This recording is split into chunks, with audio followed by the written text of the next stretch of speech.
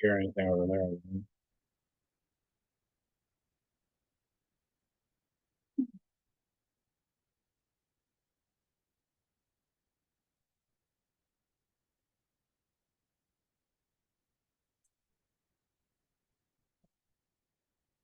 Huh? No, I didn't hear recording things.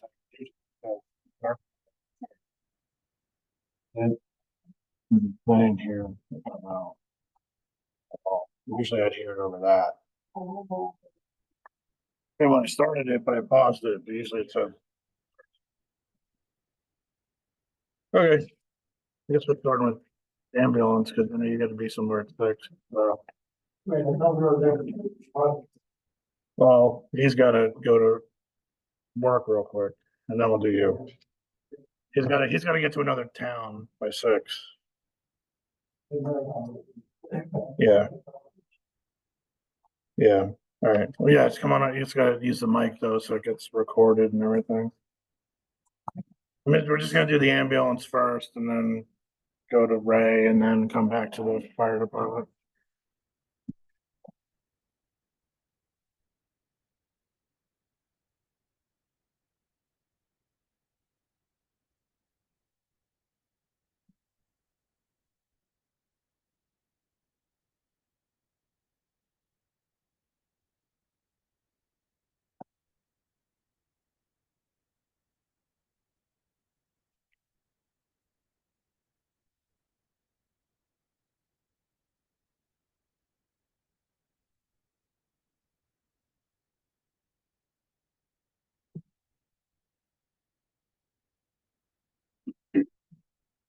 There's another meeting in France. Nothing yet. Last week's not tomorrow. That's what I did. I went to the one later this week. You have to call the one from last week. What time?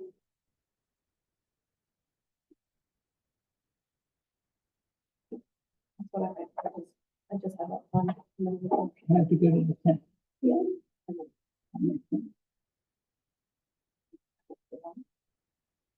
Well, it takes a long time.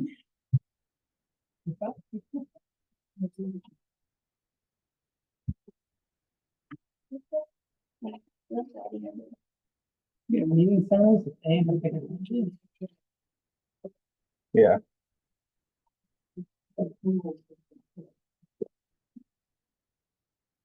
They get send in the minutes. Huh? They get send in the minutes. Yeah. Is that right? I don't do that. But it could be.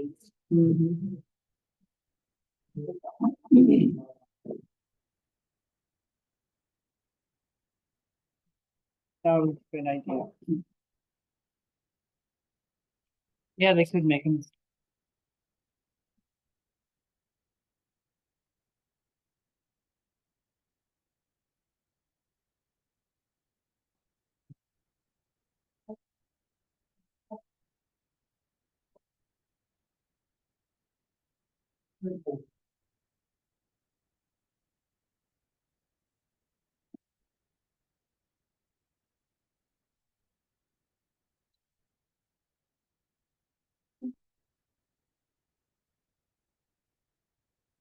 We don't have any paperwork from you guys. Yeah, we do.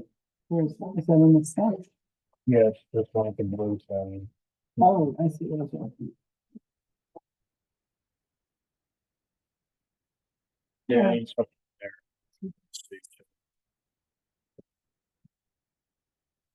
I see.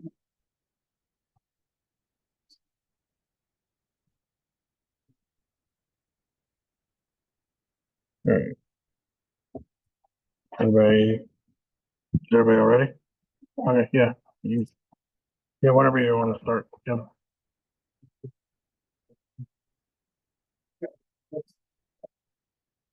Any questions?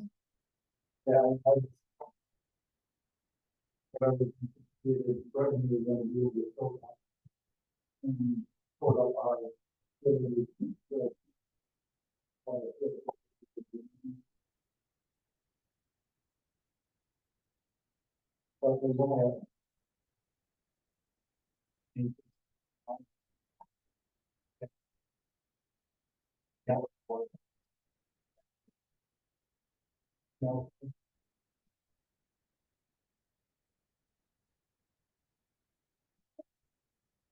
Did anything go down? Well, it did it was, small.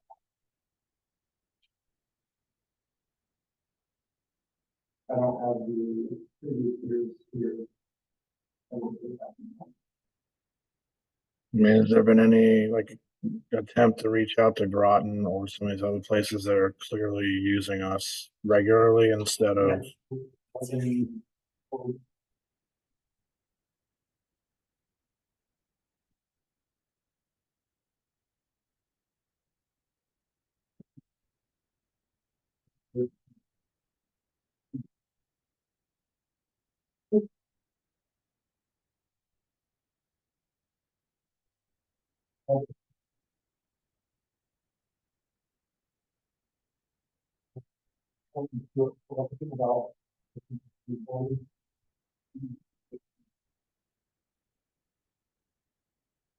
Throughout the United States, from the island, so now they all started and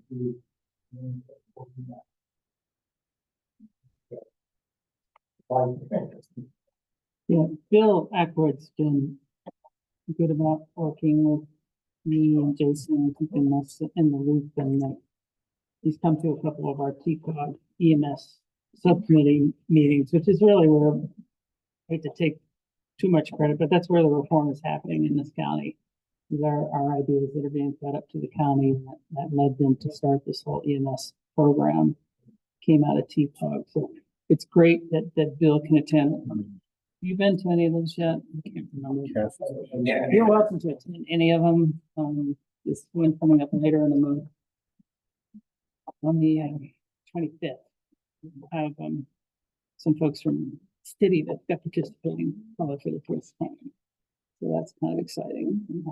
That one's going to be at 11. I can send you the link. Make sure you're looped in. You know, having Bill there is great. Also had a couple conversations with our county legislator, Craig Nezzi, and he's starting to get more involved. We really need to come up with a proposal, but we're trying to think outside the box on what the county could do to alleviate our tax burden. We take this very seriously, you know, and I don't want to go on too much, but I think what you guys do is reflects our values. And I've been saying that, and I think we all agree on the board. What you guys do really reflects our values. We're not a group that's going to not show up just because you're outside of our service area. But that said, it puts a real impact on us. And a disproportionate impact on our taxpayers. And we want our taxpayers to know that we're on top of this, to see that we're not ignoring it, and it's got to be addressed.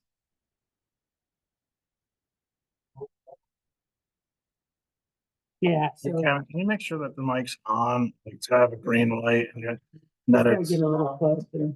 you might need to get closer because Cassie can't hear you and she's on the Zoom. Yep. So that said, so your budget increase is based mostly on projected increases in revenue.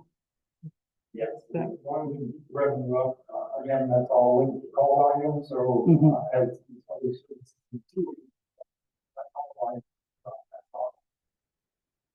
All that revenue is dropped a little bit. So, although I hope it doesn't,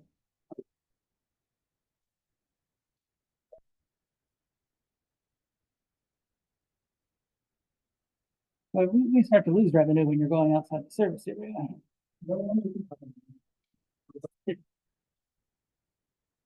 it was not been available for the taxpayers within the minutes that were either out and canceled or for the time of the call. But it was our understanding that responding to a Medicaid call results in an unreimbursed delta of about. It was very low. So if we're losing money on every call we respond to, isn't better just not? I mean, of course we're going to respond, but you know, going outside our area, I hear you, it raises our revenue, but doesn't it also stretch our resources to the point where it's not cost effective. The money.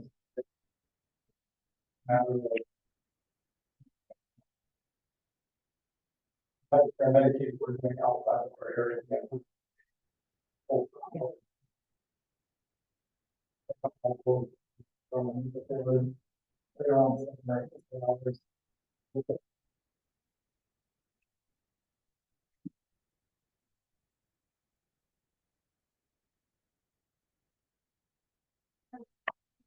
Remember 2023 actual, and just looking at the final net income, it shows, I would say profit, but actually surplus.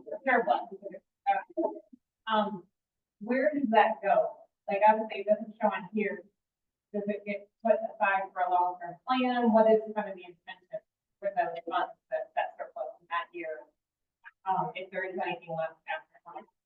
Yeah, so we use that to fund an operational reserve account, vehicle reserve account, and then, last year, we have enough the building reserve account, so the four reserve account, that one is placed in there for future growth, essentially. Okay, so that just doesn't show on this report, you only show the budget report, but the reserves, and then at end of year. Put them in after. After the audit. Yeah, after the audit.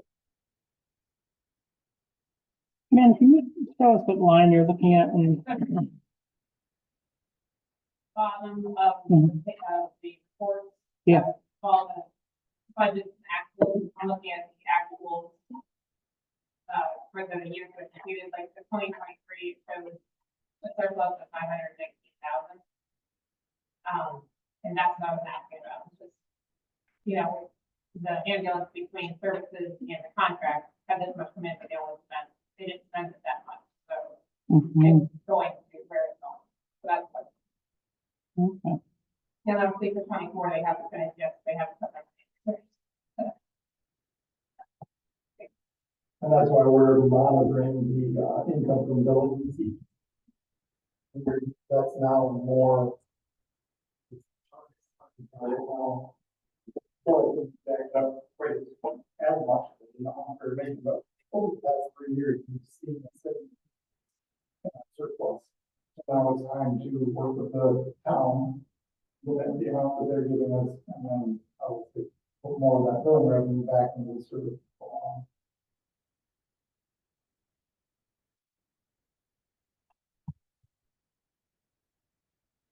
What would you say is your percentage of non, non-payables that people don't pay up? Is that getting better or worse? I looked in a while, total percentage of what. 60% of the medical. Okay.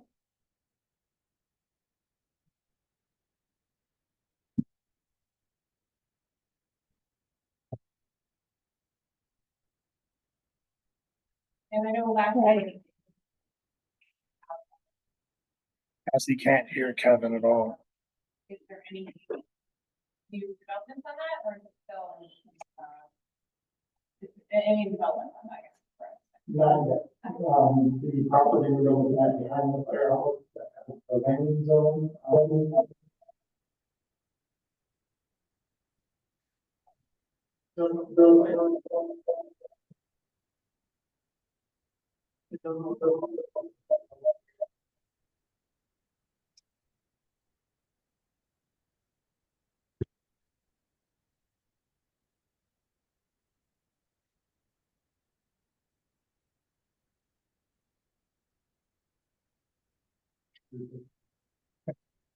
Yeah.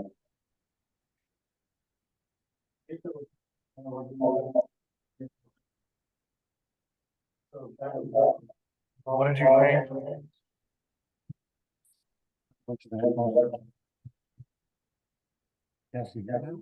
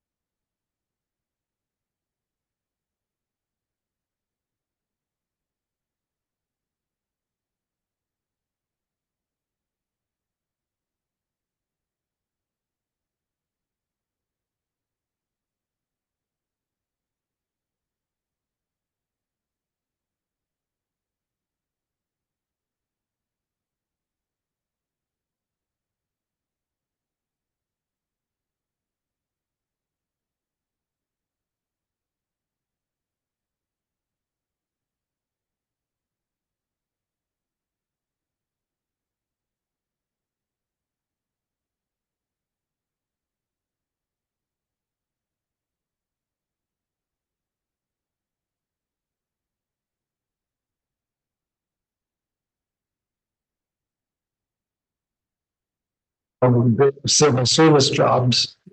We're not, we can't compete with that, so we would have to increase the taxes to try to offset the pensions and the stuff that you would get from the state.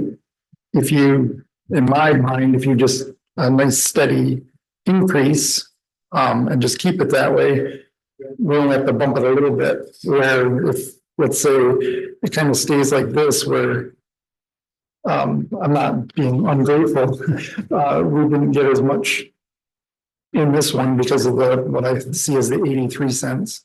I'm worried that we'd have to like jump it tremendously, like double it or whatever. And I don't want to do that because that's a huge. Well, I've done that before in a crisis. So I mean, Right. showing that if it's a crisis or there's a dire need, that our taxpayers will go along with what's necessary. So I don't think I would plan on that contingency because there's going to be a lot of planning that goes into the essential service status. Okay.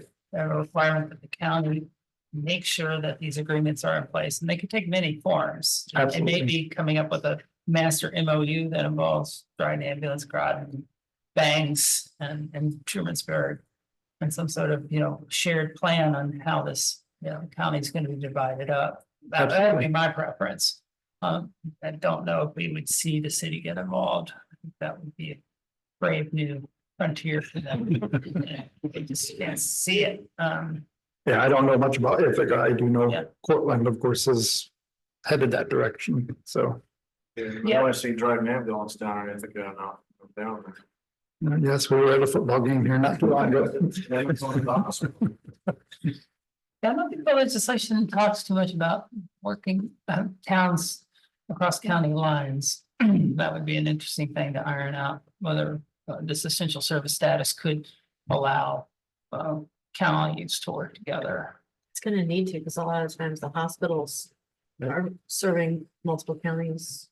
Well, yeah, Cuban Bend is one. Exactly.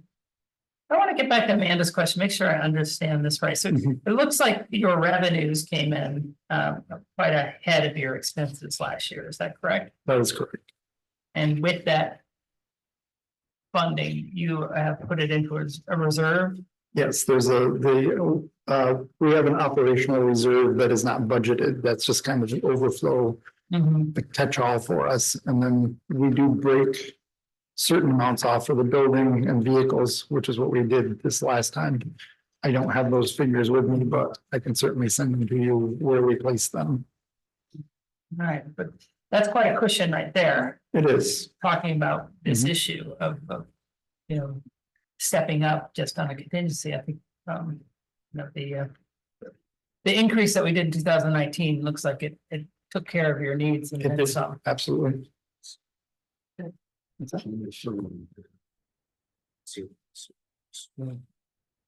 And that's a little bit of No. concern whether we overcorrected in 2019. They ended up with 700,000 excess. But if we're gonna add another. You talked a couple of years ago, you gotta get a third vehicle. Putting a third vehicle on, staffing a third rig, essentially.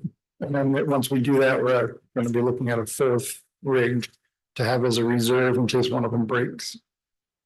We would just keep one versus trading it in or selling it. We'd just keep our oldest one and move it along for a while.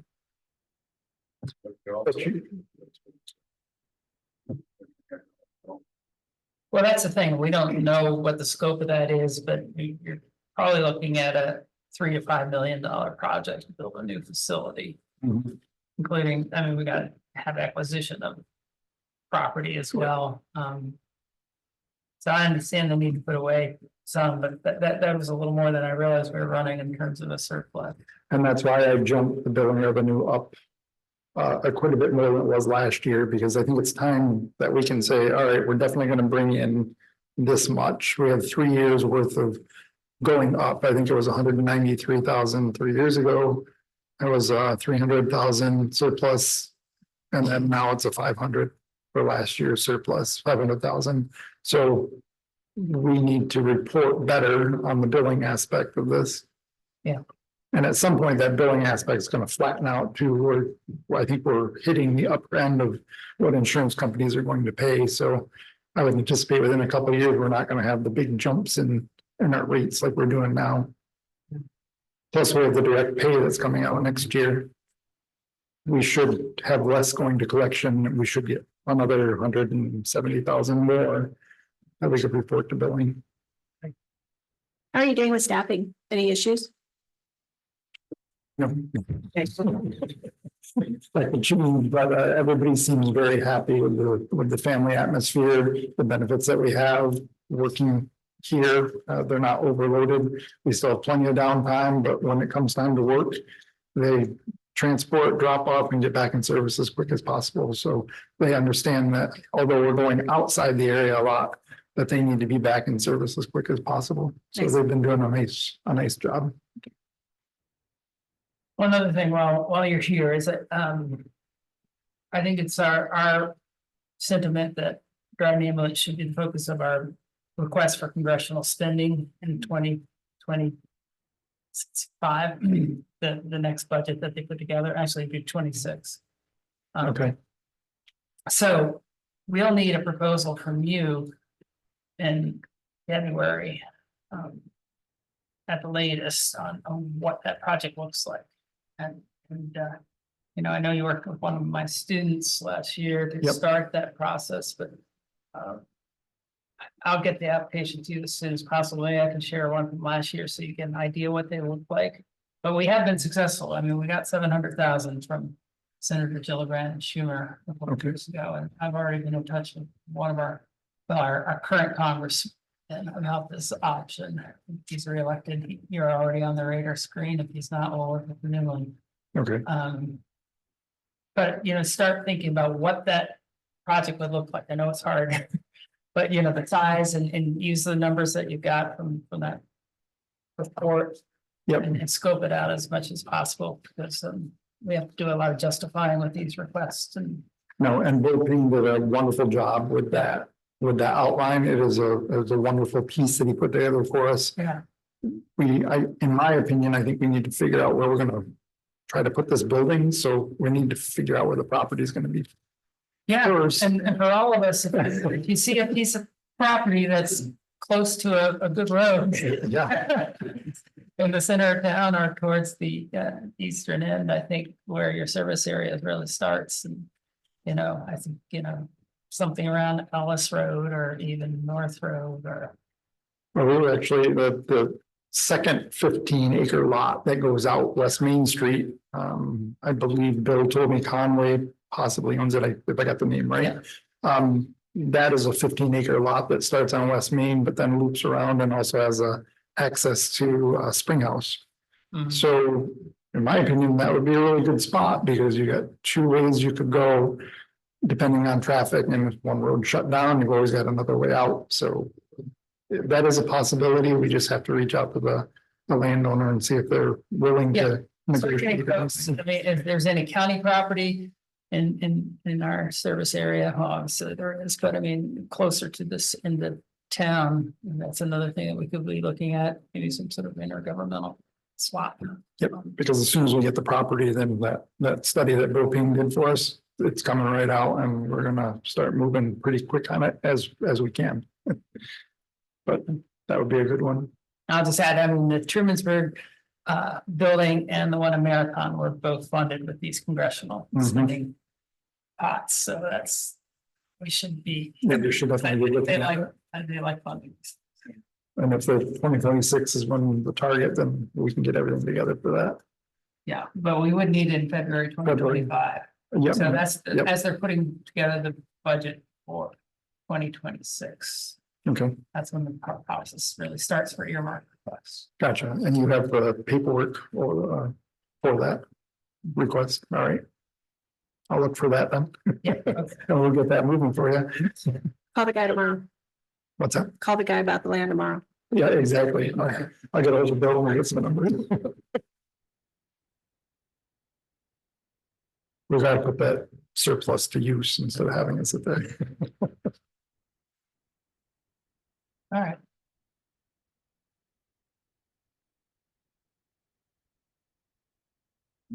Well, thank you.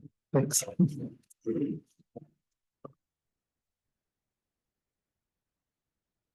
Yeah, correct. And I give you all a spreadsheet, but I don't think they're. That's who's talking. So that's my budget in format you've seen in past years, just get them all on one page, which is 2 pages. A fund was on one side, B fund on the other.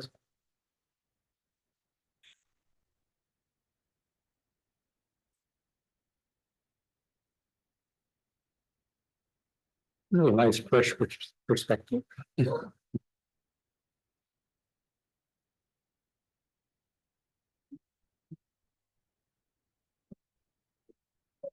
I can just start marching through the funds. I'll start there. Yeah. Okay. So the townwide expenses, and that first line there is for parks and trails. We use that mostly to support the driving rail trail whenever they go for any attorney consultation, whenever they advertise for a hearing to accept easements. Sometimes it's been used for doing events for opening portions of the trail. So that's a variety of things going to that line. So this is everything, I guess, that isn't covered by grants. That's one way of looking at it. The next thing down, we had a Varna development implementation on there for a while. I think it's appropriate to drop that because that was really done in support of the repaving, the big DOT project and the sidewalks and stuff. So that's why that's zeroed out now. I do want to keep the comprehensive plan line funded because we are moving from an orderly our zoning law now into potential amendments to the zoning law. So depending on the path chosen by the town board and planning board, we might do small incremental amendments, in which case we would probably do it in-house. But if we want to take a bigger chunk of work, then we're going to need contractor support, consultant support on that. The next line is a new line, and I guess it has a number of 8020.420 now. This is a supporting the Safe Streets for All action plan, which is going to be deliverable this next year. And then the city of Ithaca, who's managing that grant, was a $750,000 grant, is going to build back the towns that are participating. Our original projection and the resolution that was passed by the town board was for not to exceed 25,000. I think when we finally get the bill from the city, it'll probably be half that. So I wish I could get more certainty on that. I mean, we could probably safely reduce it to a $15,000 line, but I don't have a final number until we complete the project. Conservation Board is the next line, and this is where we've supported a lot of our boards with a small stipend to take care of any incidental expenses that they have. So it's often not used, but I think it's so nice to have something there showing support for the boards. That same thing really applies to the next line, Climate Smart initiatives. This is to support the Climate Smart Community Task Force. And then now we go into a general natural resources category where stormwater management, I've bumped that up slightly from prior years. This is the fund that Dave Sprout uses for a variety of stormwater expenses, the most significant of which is $1,500 we pay to the county, to the Soil and Water Conservation District to get their support for stormwater work. The Fall Creek Aquifer line is now zeroed out because that 4-year project is complete. And then the watershed monitoring that steadily goes up. It really supports 3 and now 4 different initiatives where we're supporting different Wasco watershed, Cayuga watershed, our own Community Science Institute work of those organizations, and it increments up about 2% a year. So that's it on my portion in the A fund. Any questions on that before we move into B? B is where most of our work is. This is the really the planning department staff and code enforcement. So the first line there is for vacation buybacks and health insurance buybacks. Next is our small contribution to the postage machine. The next, my spreadsheet has a zeroed out number for contingency, but I think agreed to keep 1,000 in there would be help the functioning of the account. Then we go into the salary lines, and these are reflecting 5% and 6% increases for my various staff, kind of based off of the annual reviews. The part-time code enforcement, that's Bill's position, that's stayed steady, because that's basically he does not want to earn more than X amount each year, so as not to affect retirement. So that's why that is kind of flatlined. Code enforcement equipment line has stayed pretty steady. The contractual I bumped up because there's some purchase of more support materials that we're gonna get this year. There's a lot of code council materials that have been supplied for free in the past that they're now charging for. So we want to stay well resourced. So that's why the increase in that line. Our car maintenance, we're currently with the 3 officers, we're using both cars. So we've kept the Honda as a viable transportation alternative. So so far so good. It hasn't cost us a lot of maintenance. At least we don't have the reason why that line is down is because we purchased our car a couple of years ago. So we have our new car in service already. So do you ever get the all-electric vehicle that we were talking about? We got the hybrid, The hybrid? Yeah. a plug-in hybrid. So we're able to mostly run electric because It's it's 4-wheel? 4-wheel now. Okay. It's got about a 43-mile range and that'll cover most days. Nice. Our software, the 5,900 is the maintenance fee.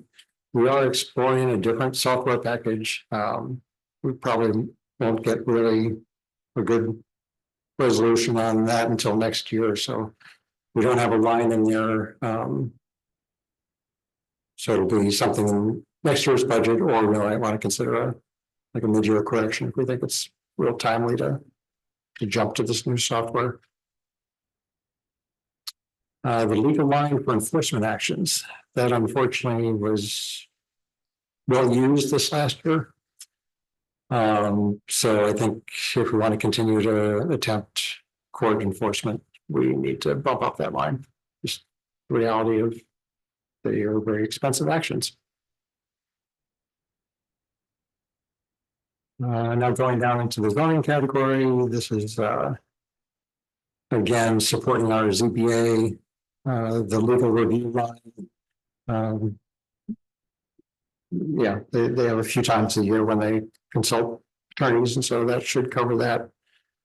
Advertising for the hearings, this 1,500 in their line is what we use for all the hearing, notice of hearings, planning board included. And the board training, even though you might see not a lot of expenses out of that in recent years because kind of COVID kicked us into using a lot of online resources.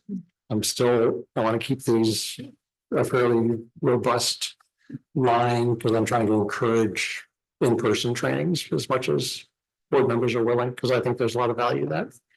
There's a lot of networking opportunities. Online resources are great, but there's nothing like a in-person training. In the next category, you have myself and our new planner, those first 2 salary lines, and then equipment and contractual in support of that. You know, some years we don't use much out of the equipment line, but I always want it to be there in case we need to make some investment in computers is usually the bigger ticket item there. Stipend for the planning board chair. It's been pretty steady at 500. The only reason why it was zeroed out in a couple of years in the past was because the chair refused the stipend. So that's why you see that little bit of fluctuation. And hopefully the legal line under planning can stay at 13,000. Down on the revenue side, pretty steady in most of those categories. The village contract has gone up significantly. We did a $10,000 dollar bump, which is being phased in 2 years. But that's why the increase there. And then the building permit line is expected to increase just because of the accelerated building. And that's it. So feedback I have had from constituents is that we don't support you enough in enforcement actions. So it's a pretty big bump that's, I guess, is being driven by current activity. Do you believe that will help close that gap from the feedback that I've had that the board doesn't support you enough in enforcement? Well, we started this $5,000 enforcement fund in recent years and bumping it up to 9,000 is my proposal this year. It was an attempt to see if we could get that to be an effective path, and I'm not convinced that that's an effective path. We attempted a couple of court enforcement actions, and yeah, just not feeling good support. Right? Well, it takes a while to do the court actions take. Yeah. Yep.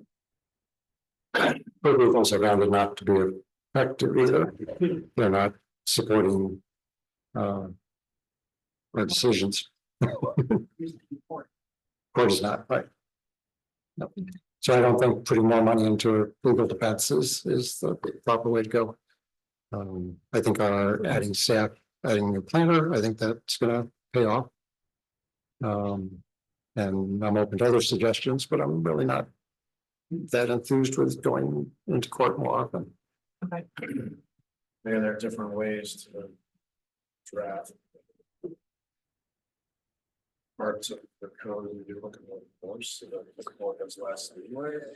Yeah, I think one thing I'd like to see if I can get is a fee schedule rather than a fine schedule, because the fines are great if you go to court and then they can use the fines. I think there might be an avenue to charge fees for every week out of compliance. And that way it starts to make an immediate impact on the person.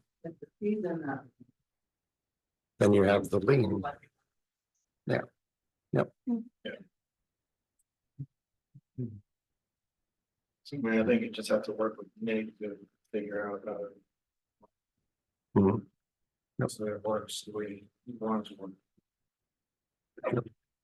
And is there support you need from us that?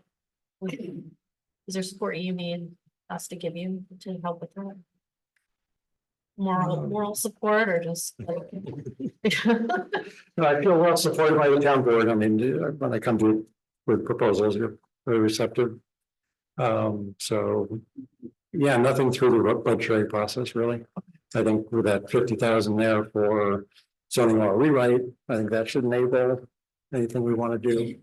And that might, I would expect that to be over a couple of years too. So it's not just a one and done this next year, but 26 should have another chunk like this in order to effectively rewrite our zoning. So by increasing enforcement, it's not a huge difference, 4,000 more. What does that buy us? Yeah. Well, we've only taken the one case to court this last year and it exceeded the $5,000 budget. So just assuming one more case to bring to court, it's gonna cost us another 9,000 likely. Okay. And did we Doesn't win buy a that lot. case? What's that? Did we win that case? No. No. We did not. That's why I'm not, in my mind, it was an experiment and it doesn't seem to be fruitful.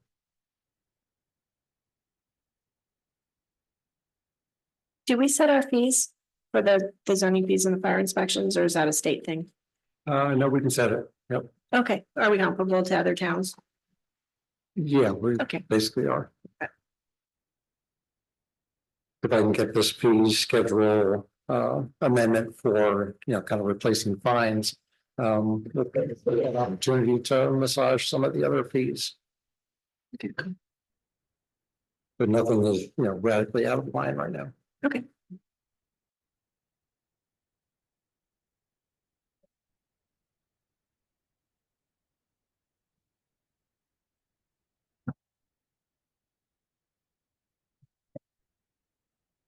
So if we had, I would say like a violation, like a junk car sitting in the front yard. You have the resources you need to go out and investigate that. I know we've got a bunch of those. Yeah, that would be easy one for a code enforcement officer to Yeah. go out, but we are hopefully gonna be getting compliance through education and contact rather than trying to pursue something through the court. Okay, so that would be just a visit then. No, that's- And it might take a notice of violation, but hopefully through follow-up communication, we can get compliance rather than turn it into something bigger.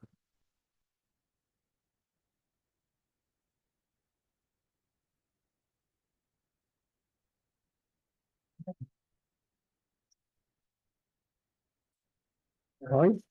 Thank you. Thanks, man. Thanks for what you do.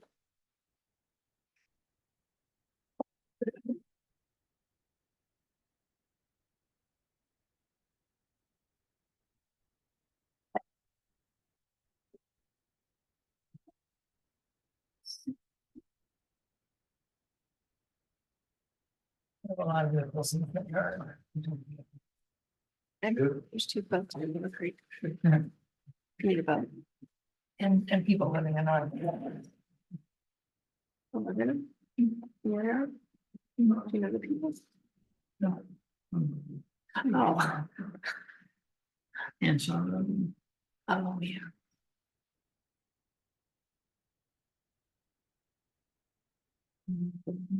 Linda, are you waiting for anybody else?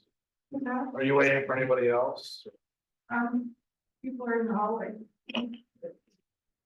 And Michelle. And this is your back. Oh, Michelle's not here yet? Okay, yeah. Dan, you guys wanna go through Neptune? Yes, since they're still waiting for.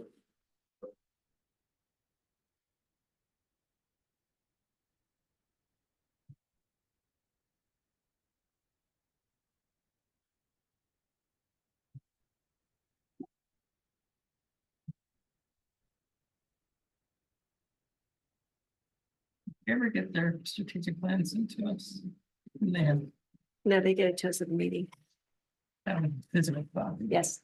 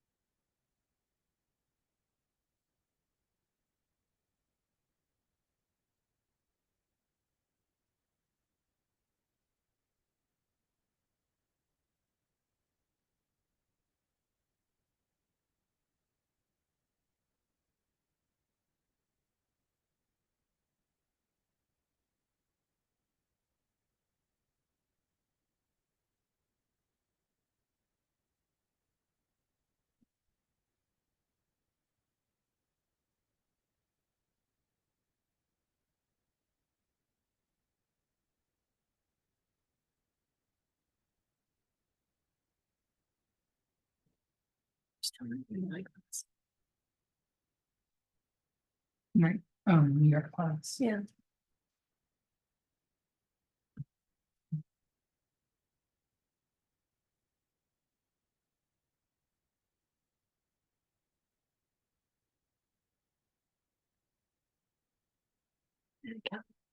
Understood it.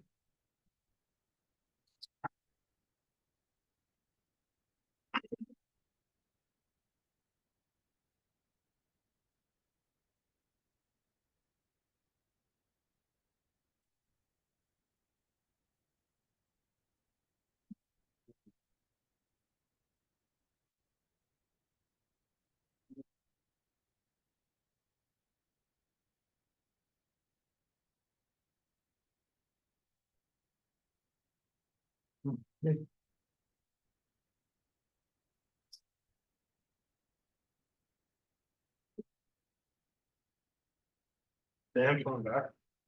I think he went on looking for Mark. Oh, okay. And Mark just pulled in. Oh, okay. Bill's in here.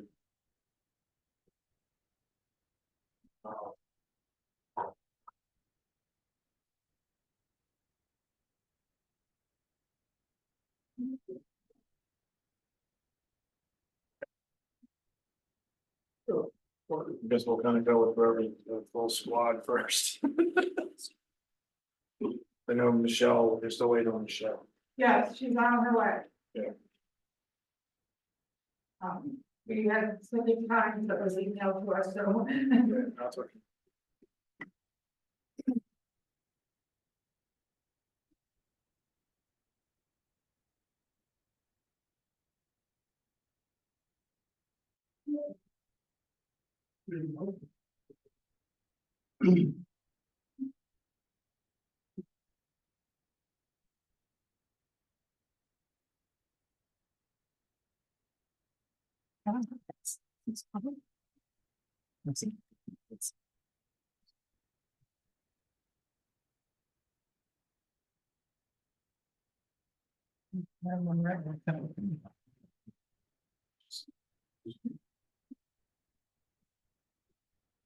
No, my class. Yeah, they do. So that's the difference, right? Yeah, that doesn't have my class. They're the only one that doesn't. So they're along, I think it's 5%.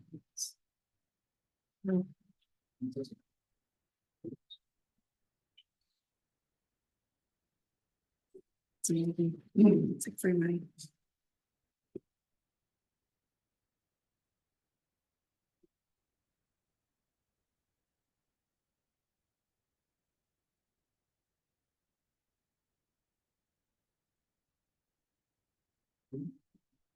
Not to know.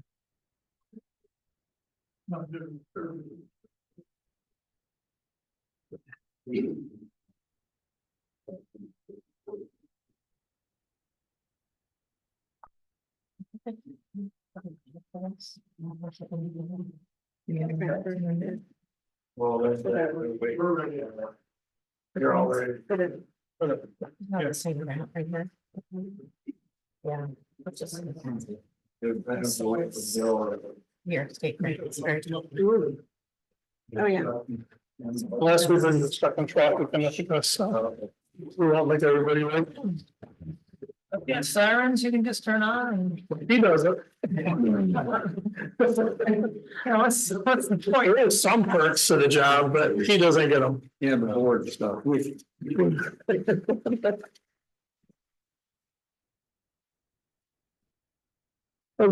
nice. Beautiful cleaning. Excuse me, I'm getting over a cold, or I hope I'm getting over a cold. Yeah. No promise I won't lick the mic either, so.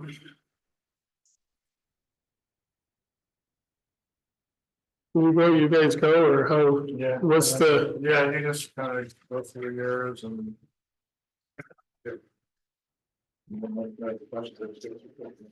that's right. Well, I guess stuff you think is important. All right, well, I'm sure you guys have more questions than I do explanations ahead of time. I can probably answer most of the questions. You, Jason, sent an email out asking us to stay within what the village gave us, and I, at that point, you quoted a 4.2% increase. When we calculated the numbers, we got it to be a 4.7% increase. Okay. Which was based on, in 23, they gave us 151,883.50. And in 2024, they gave us 159. So when we did that math, we came up with a 4.7% increase. Okay, so 4.7 appears on the town line. So that's what we based our budget on, is that same formula that he was using. It just was 4.7 versus 4.2%. Be of 6.9 for the village. That would be a proposed increase. So our village goes June 1st to May 31st. They're 6 months off, so it's kind of hard to throw in. So I am meeting with the village of Dryden tomorrow night to present them ahead of time with what our budget request will be in March when we start talking to them budget. And so it's no surprise to them. So we can kind of hit them up front. They'll see the same document, I think it. It's gonna be the same document, but it might be a higher dollar probably requested for. That's how you said, And then we try to negotiate down and get this one, so. you read the manual. It's not my first rodeo here, so this is realistically what we're hoping to, but we're gonna shoot for an 11% increase from them. So. Because they know that they're behind the 8 ball. So starting right off the top, we know that that's one place that they need to step up, and they are aware of it. So again, we tried to base our budget off the 4.7% increase from 2024 to 2025. Well, excuse me, from 23 to 24 was a 4.7%. We're holding that to try to be the same. And if we didn't do the math the same way you did the math, then let me know, but that's how we. Had a different number. And they did end up giving us the 1 year just a bump more than what they had originally talked. So then, like I said, tried basing the budget and changing all the numbers to work within that 4.7%. So the New York class is obviously a big one. And again, we're projecting 131,800. I believe when we were doing this, started in September, we were at 98,885. So we're pretty comfortable that we should hit that. Yeah. As long as the last month or whatever. So that is thrown into the budget. Most of that number goes back into the way we did our New York class is it's all going into our reserve accounts to bolster those, because the cost of virtually fire trucks and everything that goes on a fire truck has gone up double digits. Which I'm sure you'll hear that many times as the night goes on. But that's money that does not have to come out of the tax base to go into your reserves. And that's why we're able to stay at a 4.7%. So, and that was the huge part of it. It's like free money. Going down, the ambulance lease stays the same. It just goes up 2.8%, which is a marginal amount. Operational expenses or building the ground operations. For the most part, there's not a lot of surprises in there. It's the magic game of juggling what NYSEG is going to be as far as natural gas and electric. We're pretty comfortable that this year we're going to hit the gas pretty head on. Electric, you know, we have quite a few events coming up with elections this year where there's people in the building for a long period of time. So the lights and heat and stuff is on. Yeah. So again, all those are estimates, as you guys have to adjust and estimate to.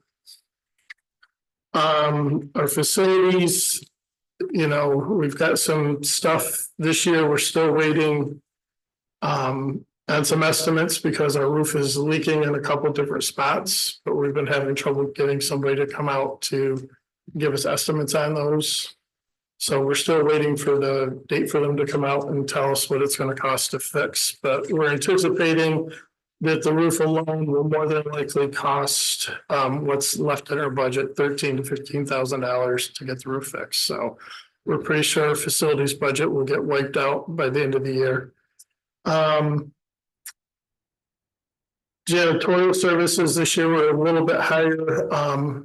We had to do some re-waxing of some floors pretty much throughout the whole complex.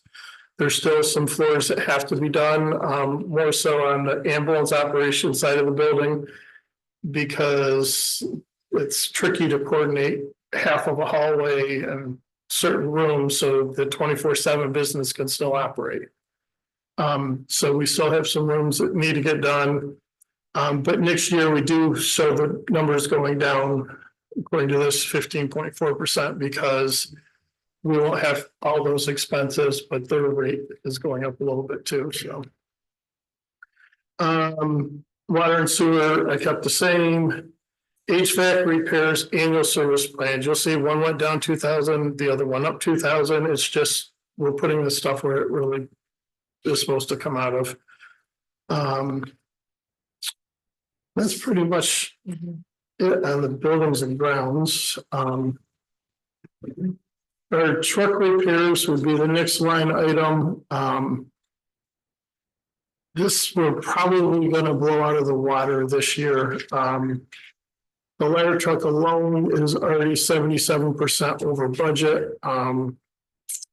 Just has a weird air conditioning leak problems. We've had cab water leak issues. Some other repairs. Some of it stems back to probably the accident the truck had. So, you know, it's not going to be a surprise that that truck's always going to need a little bit higher maintenance. The cost of doing ladder testing, pump testing, the maintenance on the truck has gone up dramatically from what it was. All those services are now costing more. So in this year's proposed budget for 2025, you'll see that some of those have gone up from where it was last year. Our 502 has been in Penn, Detroit for 2.5 weeks now. This will be the third week. It had a emissions problem, and that was a valve that went bad. They fixed that, but it's had an ABS light on. And as of right now, they still cannot diagnose and have not figured out why the light's on. I told them I really don't want it back until you can figure it out because it is a safety concern. So I know that that's going to be in the thousands of dollars, and then it still has to have its pump tests and maintenance done on that. So I'm pretty sure we get done the end of the year, our truck repair budget line items will be all spent, if not plus some. But we do have some reserves that I can at least cover that so they won't go into next year. But I am planning that 501 is a sister truck to that. So if it's happening to one truck now, I gotta believe some of the similar repairs could fester down the road. Because they literally built one right after the other in the assembly lines. So that's pretty much it with the repairs. You'll see that we added this year 544, which was our newest pickup truck. That is the vehicle that we purpose for our light duty rescue. So it now has $1,000 a year for oil changes, brakes, whatever may come up. So that's pretty much there.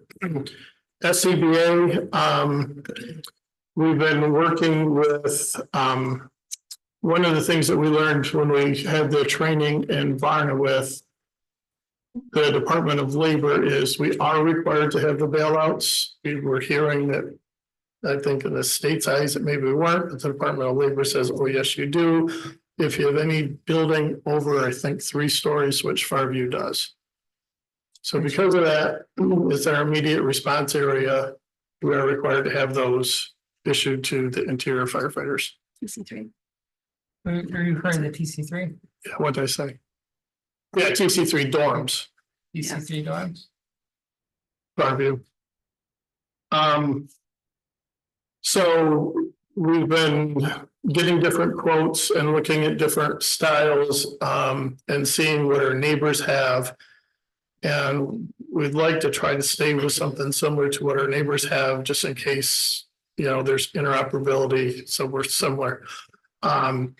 So that purchase will be happening this year, and the quotes have been right around $500 per bailout kit. We have 30 air packs, so by the time you outfit one per, you know, it's going to get expensive. So that will take out the rest of this and probably carry into some of next year's budget line items as well. So you're gonna need 30 bailout kits? You have to provide one for every pack. minus the driver packs, so. Yeah. Cause you never know which firefighter's gonna grab which pack, so. Dan, I wish we could write the rules, but unfortunately we don't. You're saying they're required to be in every pack? We are required to have them because we have buildings within our fire district. I got that, but you're saying that every pack must have one. You have to make it available. The nice thing is not all departments within the town have buildings over 4 stories. It's the Oh, yeah, primary yeah. response. Yeah. We are the chosen ones. So other than that, training, you'll see, this year, one item that we've got in our budget is we're in the process of getting, quotes, but we're pretty sure we narrowed it down to the one we want to get, which is just about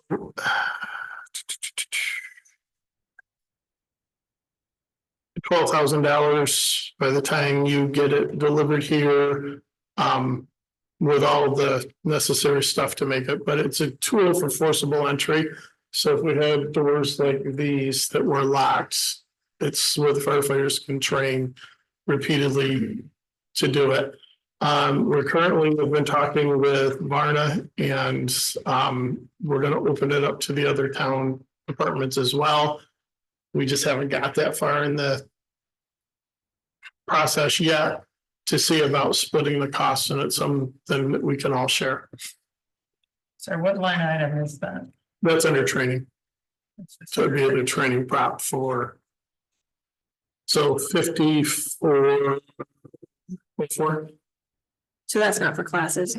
It's not the classes, that would be just the prop itself. Is there a line item for the classes? So I mean, not just that. but So, other yeah, classes. so part of our budget line item for training is going from 16 to 13, but that's providing more hands-on training as well. Because we were anticipating buying this prop.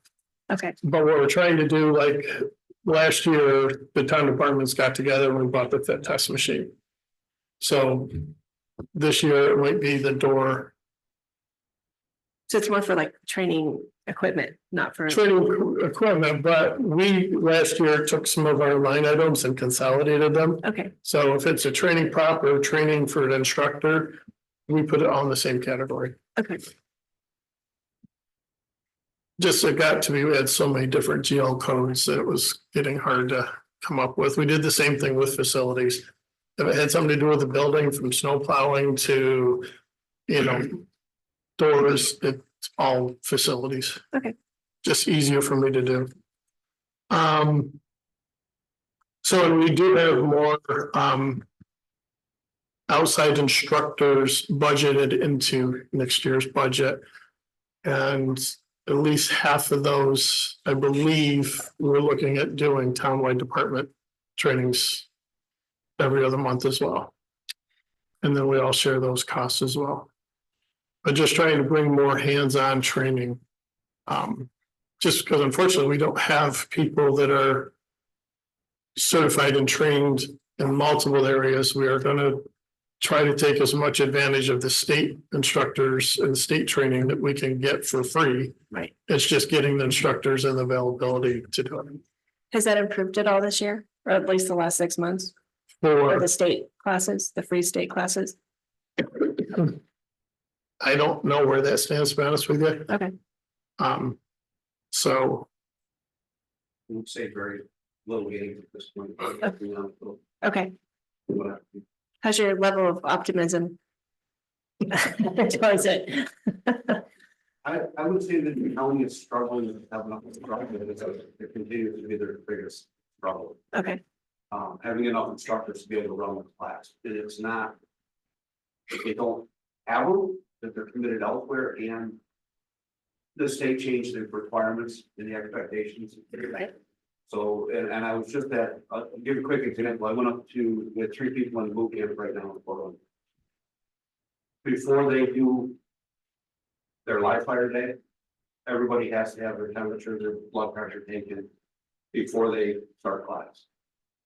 It has to be done as soon as they come out of the live fire, And it has to be done before they go back in to do like that again. That means extra people for safety and for EMS really and stuff. So it's really, it is what it is and we have to work with it, but it's just something they're all struggling with. Right?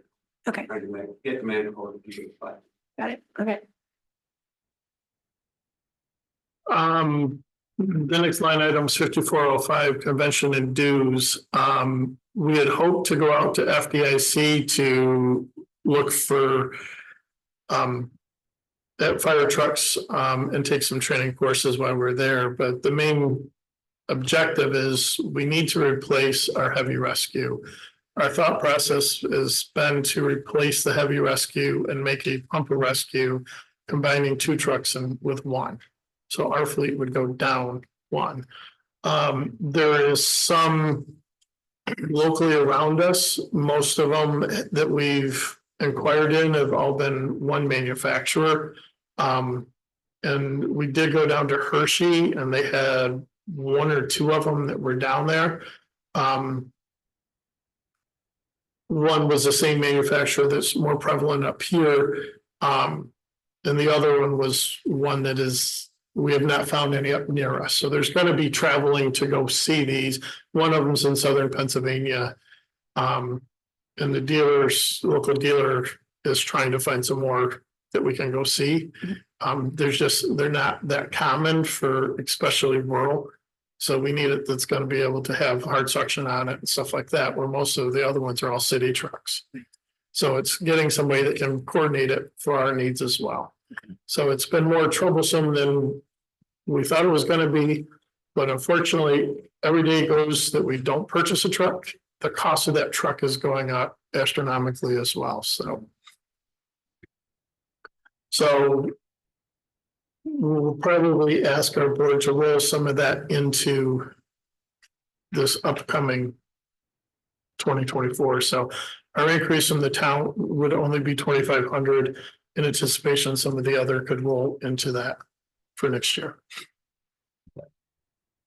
Let's see, EMS rescue, our budget was 10,000 this year. We still got some stuff on order. But again, we took a pickup truck and we're trying to make it weatherproof enough to utilize the back to carry some of this stuff in the back of the pickup truck as well. So there's going to be some additional expense last year, but instead of hitting it all up front, I wanted to see how the program was going to go. So far, it's holding its own. And I think since we've done it, there's been like 35 calls.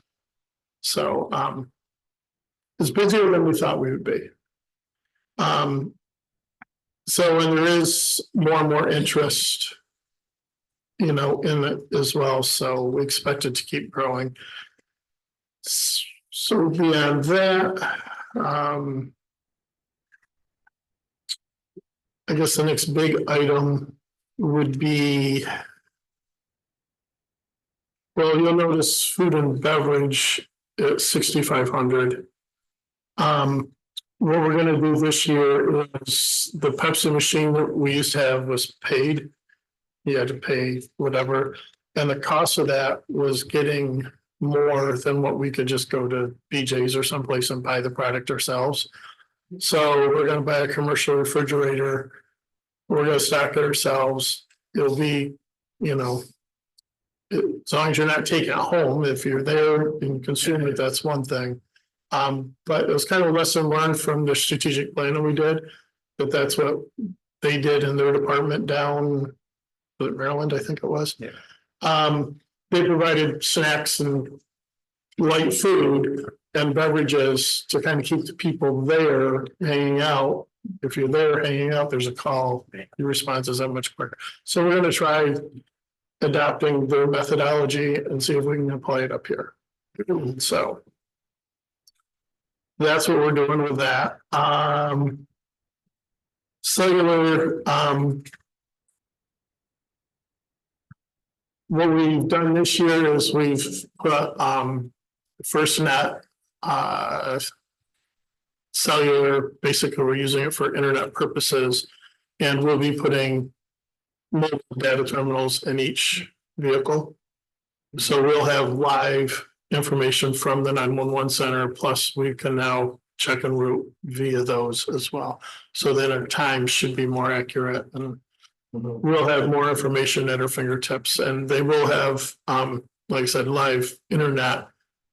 So we should have more resources available on calls at our fingertips as well. So we're looking forward to implementing that to its fullest. Fire equipment, one of the things that we're looking to do with that is we're waiting quotes on battery operated vent fans. Varna has one, if not two now. Or maybe they're looking at purchasing a second one. I don't know. I know Mason and I have been talking back and forth. They've been very happy with it. It makes it lighter, and we have two of ours that are still gas powered. With gas, depending if you're pushing, if you want to blow air into the building, you are also blowing some of that exhaust gases into a building. Your whole purpose is try to get the bad air out. So we're looking at those, and along with that, implementing more battery operated hand tools like sawzalls, impact guns and stuff along those, and coming up with charging stations within the trucks that they can be docked in. Nice. So we'll be implementing that over this year and next year. So that's some of the big things that we're looking to do with that. Radios and pager line item, which is 5460. Again, this is something going off the feedback we've gotten from Varna, is they've put headsets in their 1901, their engine.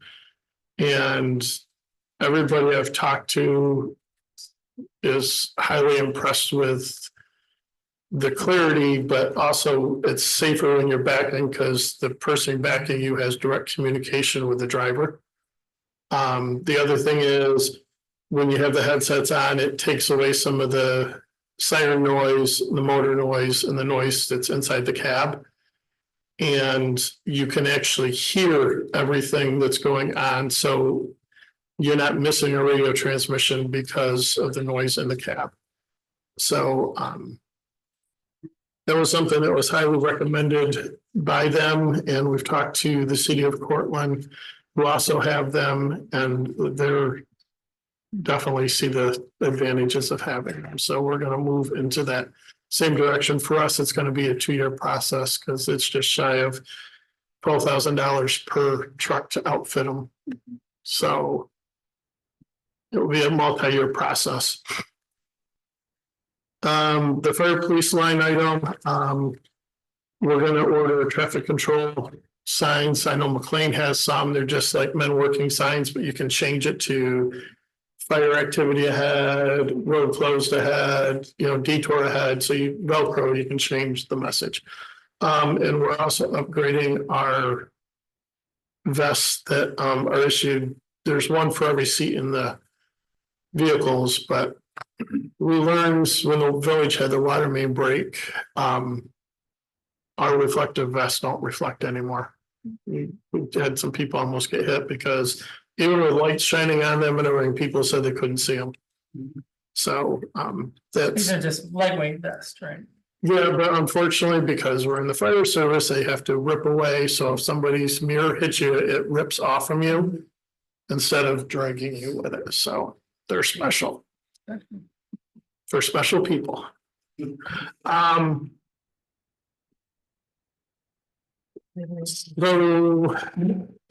the insurance 5501, I had a conversation with Bailey's Insurance, who actually had it with McNeil Agency. When they're anticipating someplace between a 7 and a 10% increase. But the other thing is they made us aware of is that because the cost of fire apparatus has gone up twofold, our insurance is based off replacement value and it's declared value. So our ladder truck that we paid 1.2 million is 2.3 million to build the same truck today. So we can either keep it at 1.2 million, and then if something ever happens to it, now we gotta come up with the other 1.3 million. Or we raise the value of it. By raising the value, it's also gonna raise our insurance. So our board is looking at that right now, so we are anticipating the rates going up based on the reevaluation of the apparatus. The computer support and supplies, basically the biggest chunk of that, we're waiting, plan first to complete our server upgrade. They have said ours is at the end of the life and needs to, we've pushed it beyond what we should have been pushing it. So we're just waiting for them to come and actually do the replacement and give us a bill. 5510, you'll notice the professional fees have gone up, and actually I think we're over budget on that line item. Most of that had to do with legal fees and fees directly related to our financial audits that we're required to do every year. They went up significant over what we were budgeted for. So that is what most of that, if not all of it, is associated with. Bookkeeping, I know we're going to have some additional expenses. We go to close the year out. We have a new bookkeeper. So we're paying the old one as a consultant, and Crystal, the new one, is still learning. So as we go to close out the year, we're going to be paying both wages. And the general jail code 5550. Most of that money, again, going back to lessons learned from the strategic planning, our ready room on the fire side, only half the lights when you flick them on work in the room. The furniture's literally falling apart. It's just not a desirable place to go hang out. So we're in the process of pricing out new furniture, having some higher top tables, either made for us, or if we can find some that you might be able to use as a workstation. We're going to have a workstation also set up with a desktop computer that will have internet. We're going to buy some appliances to put in the kitchen, like toaster ovens and some other stuff, if you wanted to do a small pizza or something. But and an additional TV in that room as well. And then we got to do something with the floors because there's deep gouges where people have dragged stuff across it. So that's where the bulk of almost all that money is going to be spent, is redoing that room and the lighting and stuff. We got a bunch of ceiling tiles that have water stains because of the roof leaking. So, but that's pretty much, and then the operational, you can see what we're planning to put into the reserves.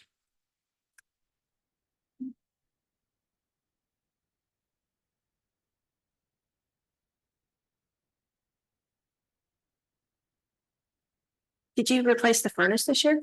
We replaced 3 furnaces this year. Oh, no heat pump? And what's on the last leg next is the ACs. And there'll also be 3 of those, but the furnaces kept blowing the fuses because the motors were drawing too much current, and they'd go to kick on and they'd blow the fuse. Okay. And it always would happen when the building was rented. Then you got to get up in the ceiling to change the fuses. It's never fun.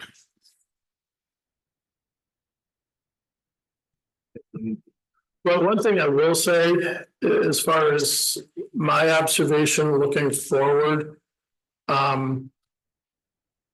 we need help. And I'm sure every other department would agree. The demands of reporting, the demands of, and by reporting, it's everything you got to keep track of anymore. When we had the ISO rating, one of the things the guy said that, you know, there's a lot of training opportunities that we're not taking advantage of when it comes to record keeping. So you could have vehicle extrication training and have it be a mocked motor vehicle accident with telephone pole and wires down. And you can capitalize on scene safety and hazardous conditions and plus the extrication training and tools and equipment. He said you can use that one training for 4 or 5 different training opportunities. And the way you score it is how many hazmat trainings did you do? How many, you know, hours? So you can break all that up and get more bang for your buck than just calling it extrication. Because, you know, it may be implied that it's all part of it, but they don't look at that. You have to break it out and report it all separate. So a lot of lessons learned on, you know, between the state auditors and what ISO did, you know, each one of these, we learn more from it. But what we learn is there's more and more you got to do to run the business anymore. So it's going to be somebody to help facilitate the administrative side of the business. I mean, and it is truly a business anymore. So that's what we need the most help with. So I don't know where the town strategic plan is looking at, but some way of helping the fire departments administratively, you know, grant writing, you know, so there's money out there as long as somebody knows where to keep looking for it. I mean, it's not always from the state or FEMA. There's private foundations that give money. I know Park Foundation has Triad, and Triad has been very generous over the years. That's how we got our sign. Okay. But it's just knowing, you know, the best way to go after it and how to write it. Somebody connected. Yeah, question I had was that there's a couple of things you guys have zeroed out, like the incentive program, background checks, and then elected members. So Is that background checks are all required to be done through the sheriff's department. So that's at no charge. For a while, when that first came in, it was we're doing private backgrounds that we're paying for. So that hasn't actually, the line item's still there, it hasn't been funded. But it's just not. The thing is, I was wondering if any of that was like the incentive stuff. So the incentives we did take away, so the $6,000 that was incentives this year is also going into the ready room. But membership doesn't know about it yet, so we're just gonna kind of surprise them. See, I don't think anybody's watching, but anyway, I just wanted them to kind of be surprised and feel good about it, so.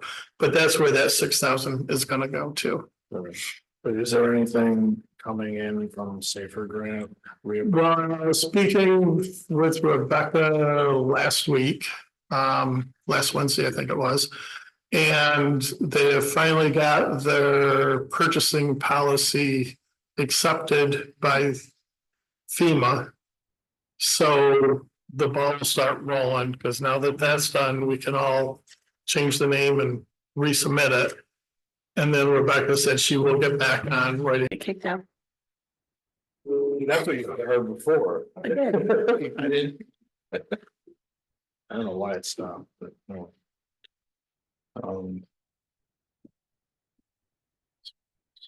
So yes, they'll fund, but that is why we didn't put that 6,000 in there, because the Safer Grant will be kicked. Hopefully, once, you know, she gets her feet back on the ground. And that's also like when there's, because that's gonna cover the number. It covers new firefighters turnout gear and stuff, yes. Is that what the elected members' equipment would be? That's not funded either. It's just one of those GL codes that just keep popping in there. Was your banquet under another line item? Banquet's 2% money. Oh, got it, okay. Oh, there it is. What? 2%. Another 2% money down here. That's what I use it for. Which I don't know if they've gone out yet. gone out today. Okay, I was gonna say, I don't know what that dollar amount is, but I figured you guys had that.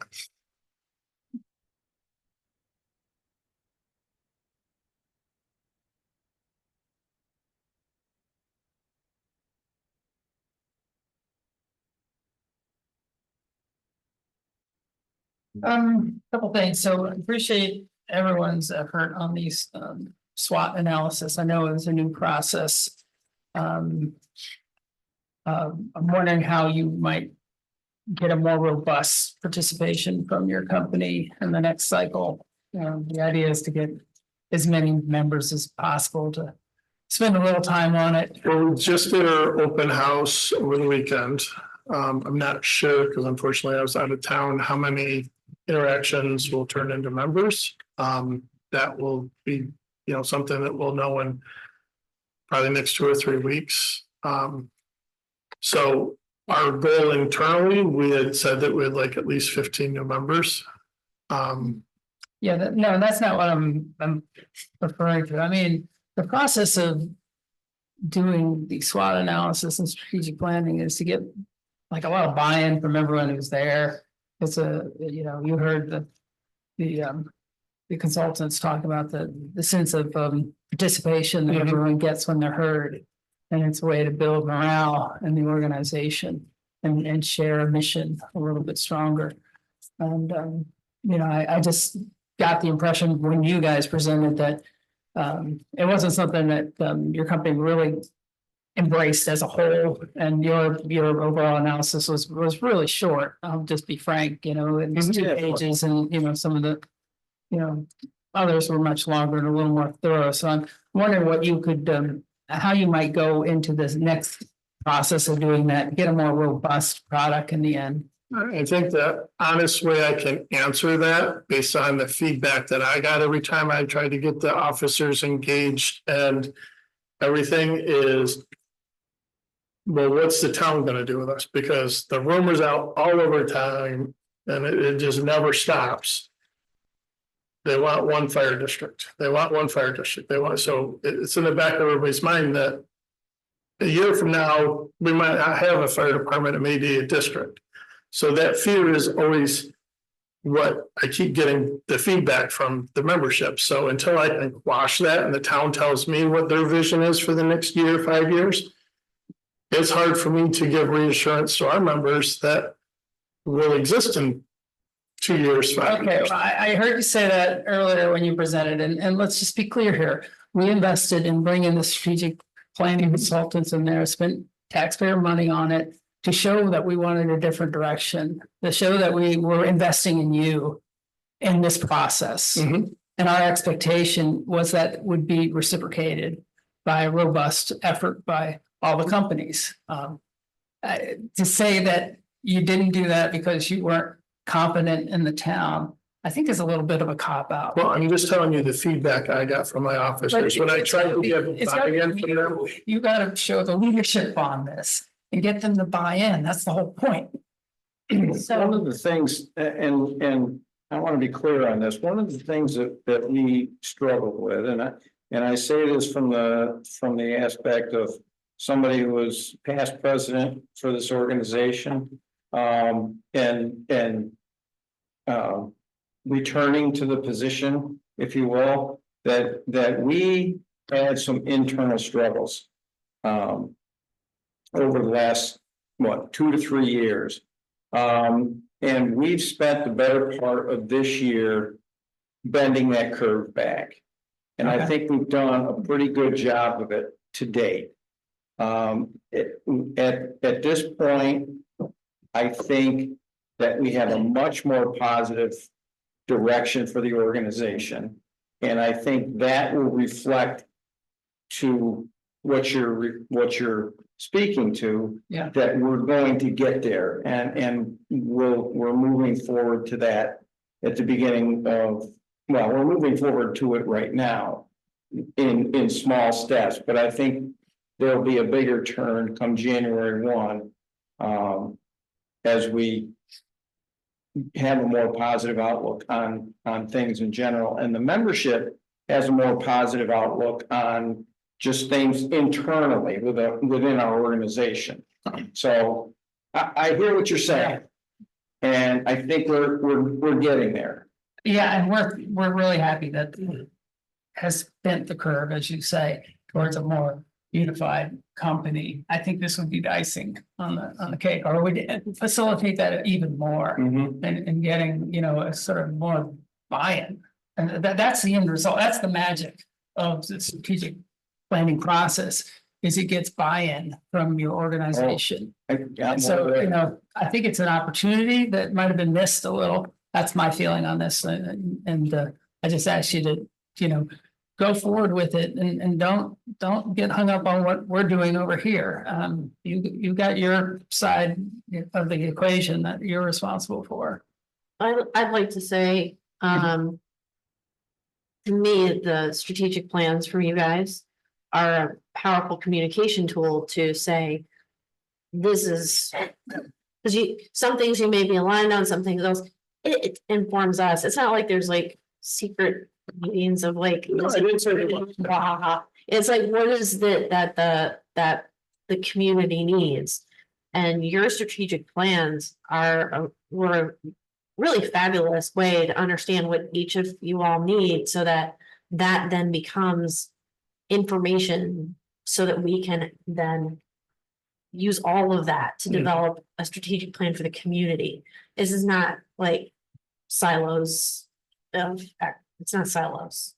So I just want to be clear on that. If that helps ease any anxiety, that's my perspective on these things. So.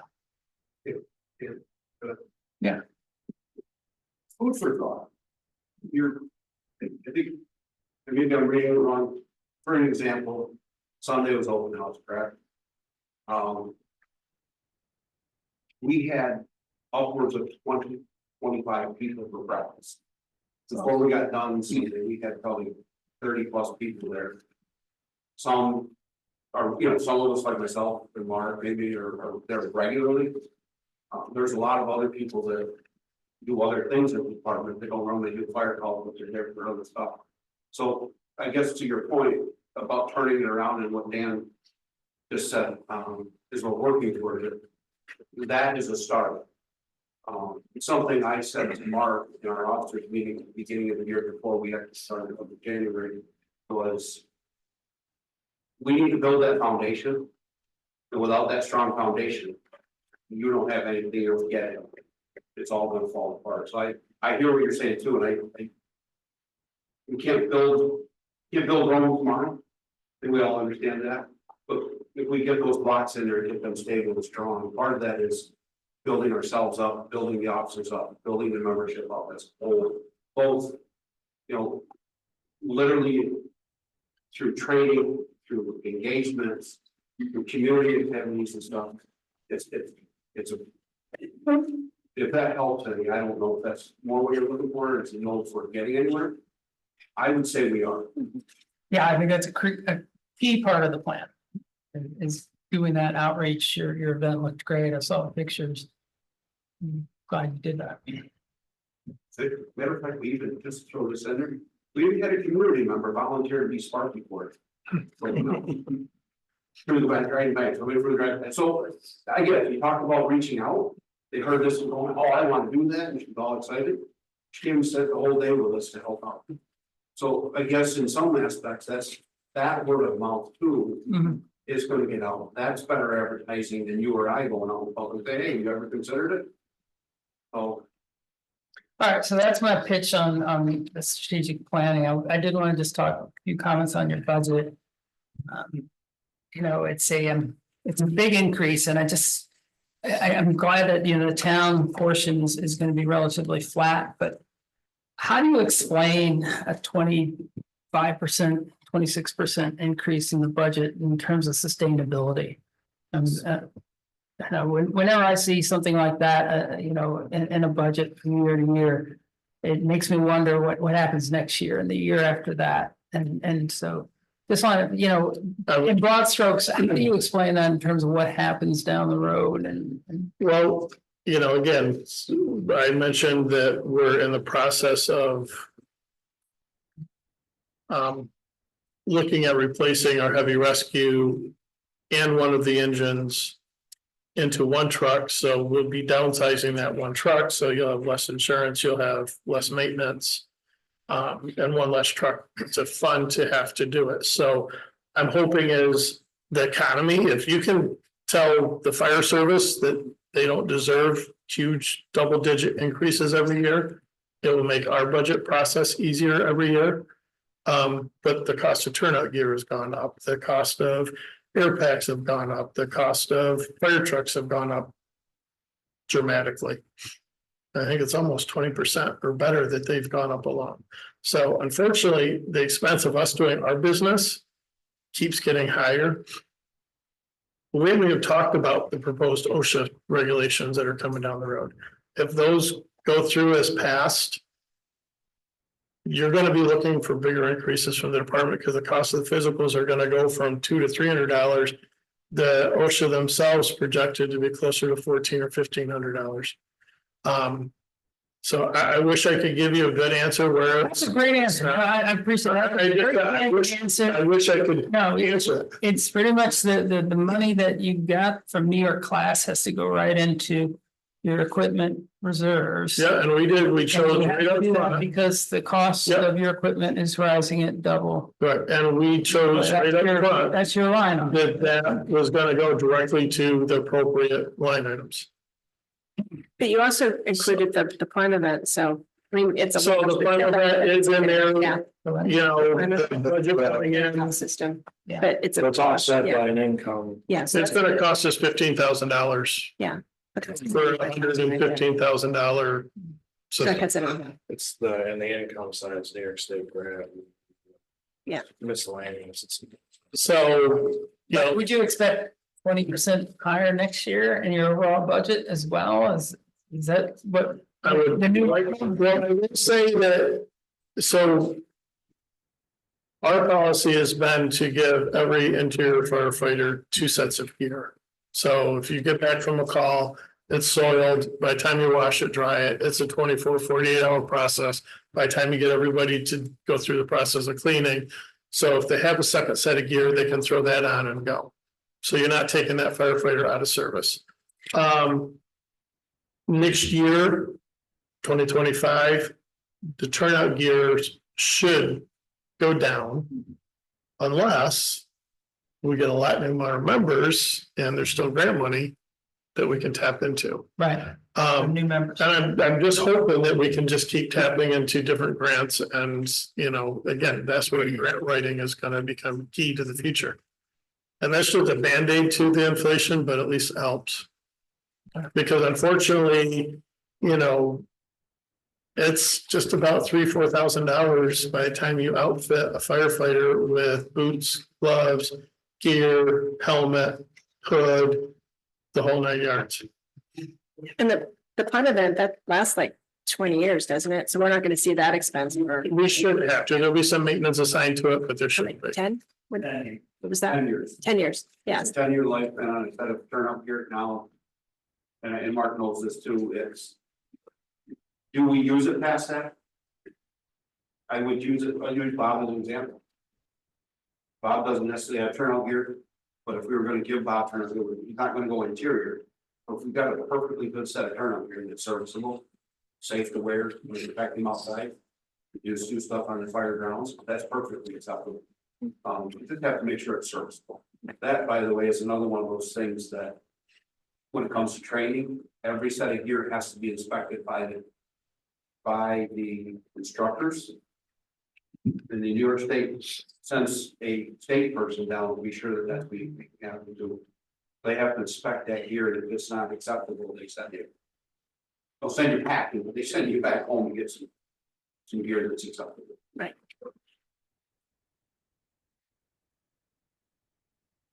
All I got.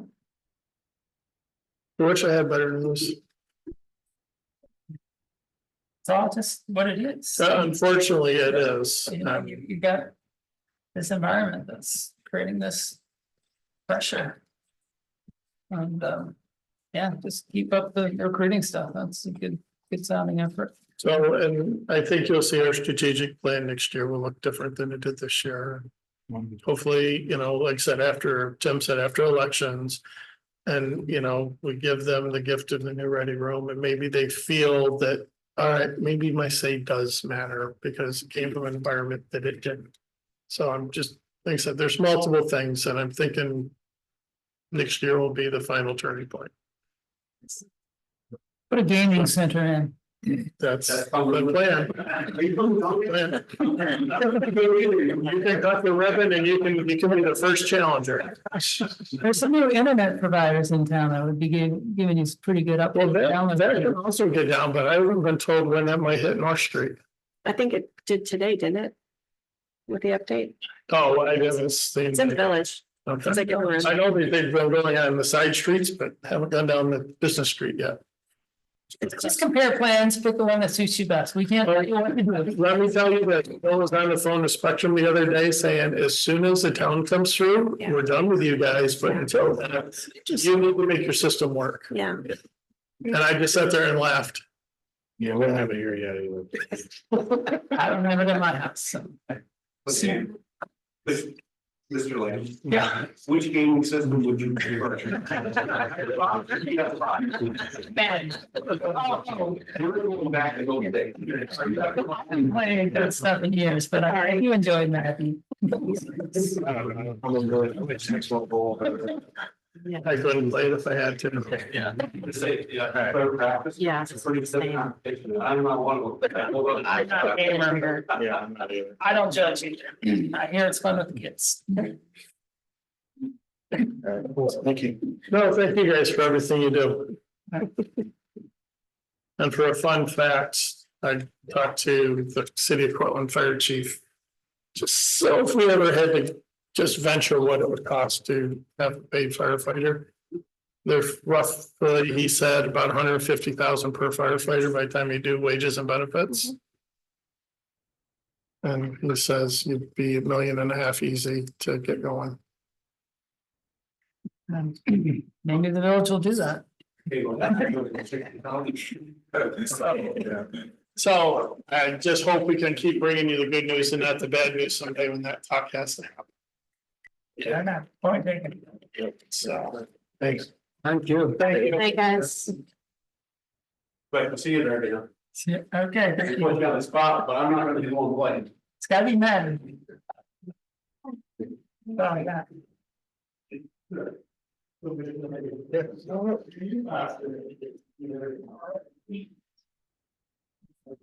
Hi. Bye. We didn't put together much of a plan here, so I mean, our budget's pretty straightforward. There's a few increases. We did have an increase to our building repairs. We have to replace the furnace in the dining area, in the dining hall. And we have to fix the floor in that area.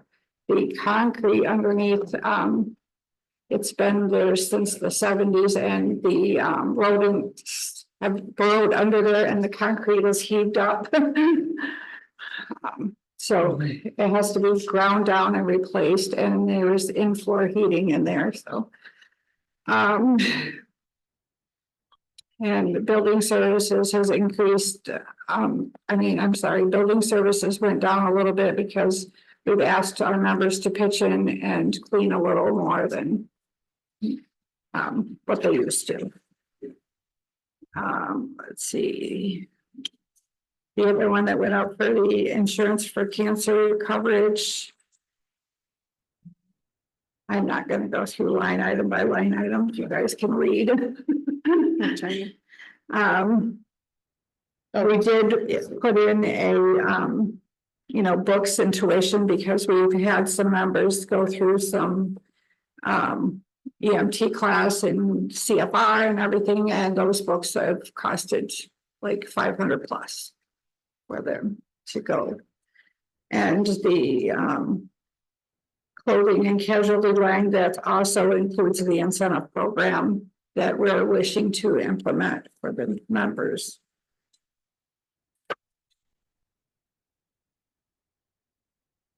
And we're going to continue to put away money for our reserve account to replace our trucks and other equipment that needs to be replaced throughout the year.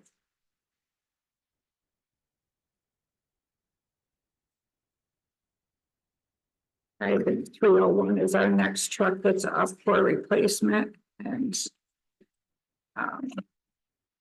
we have to start looking at that. I believe that's 2030 for replacement for that one.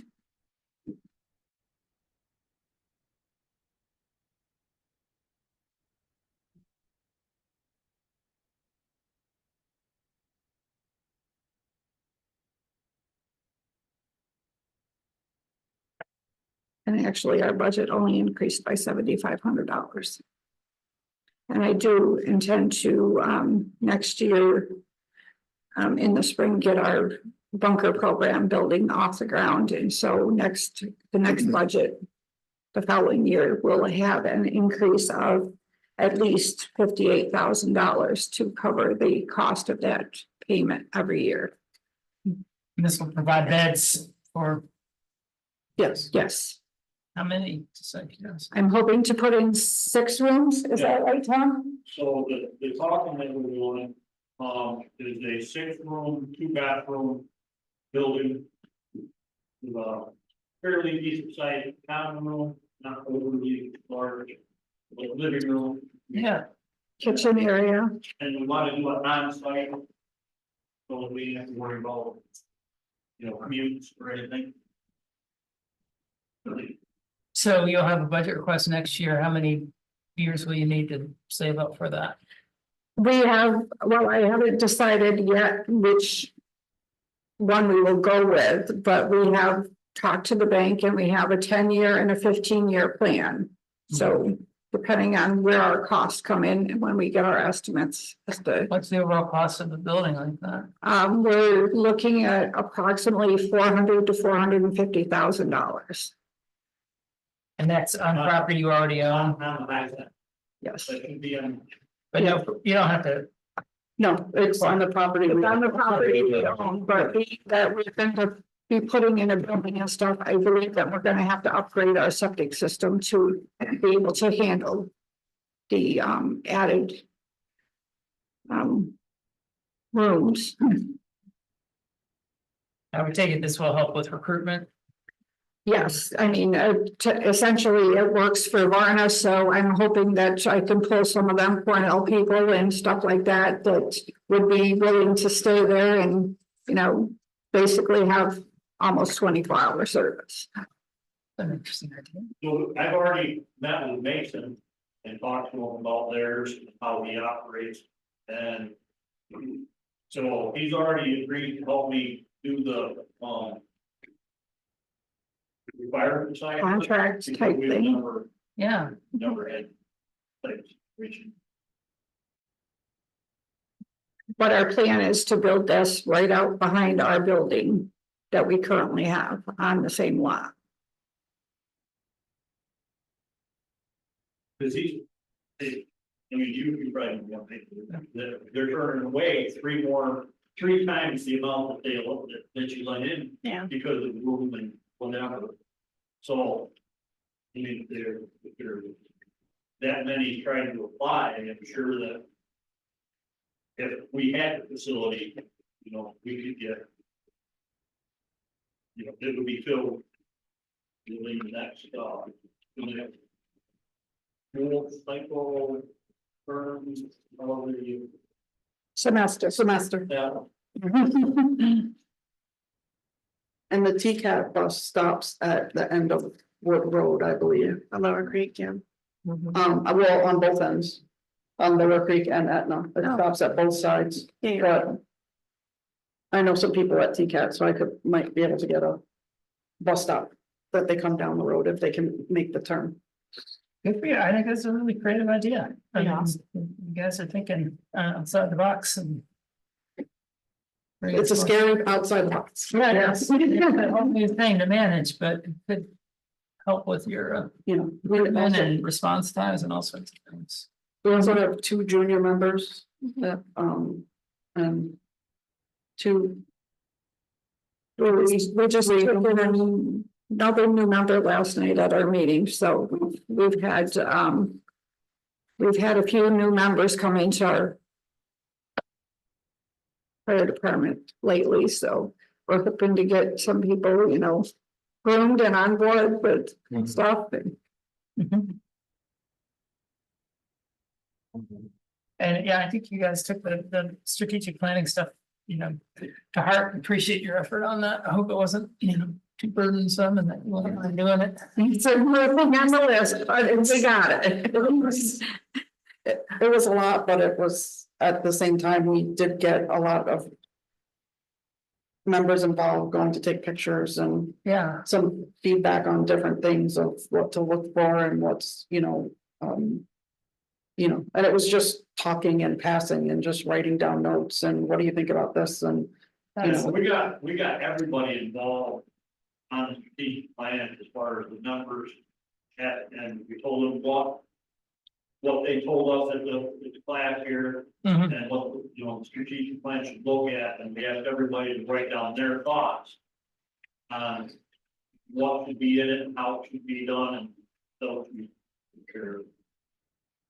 that's powerful. There was actually, I think 5 of us finally got it all.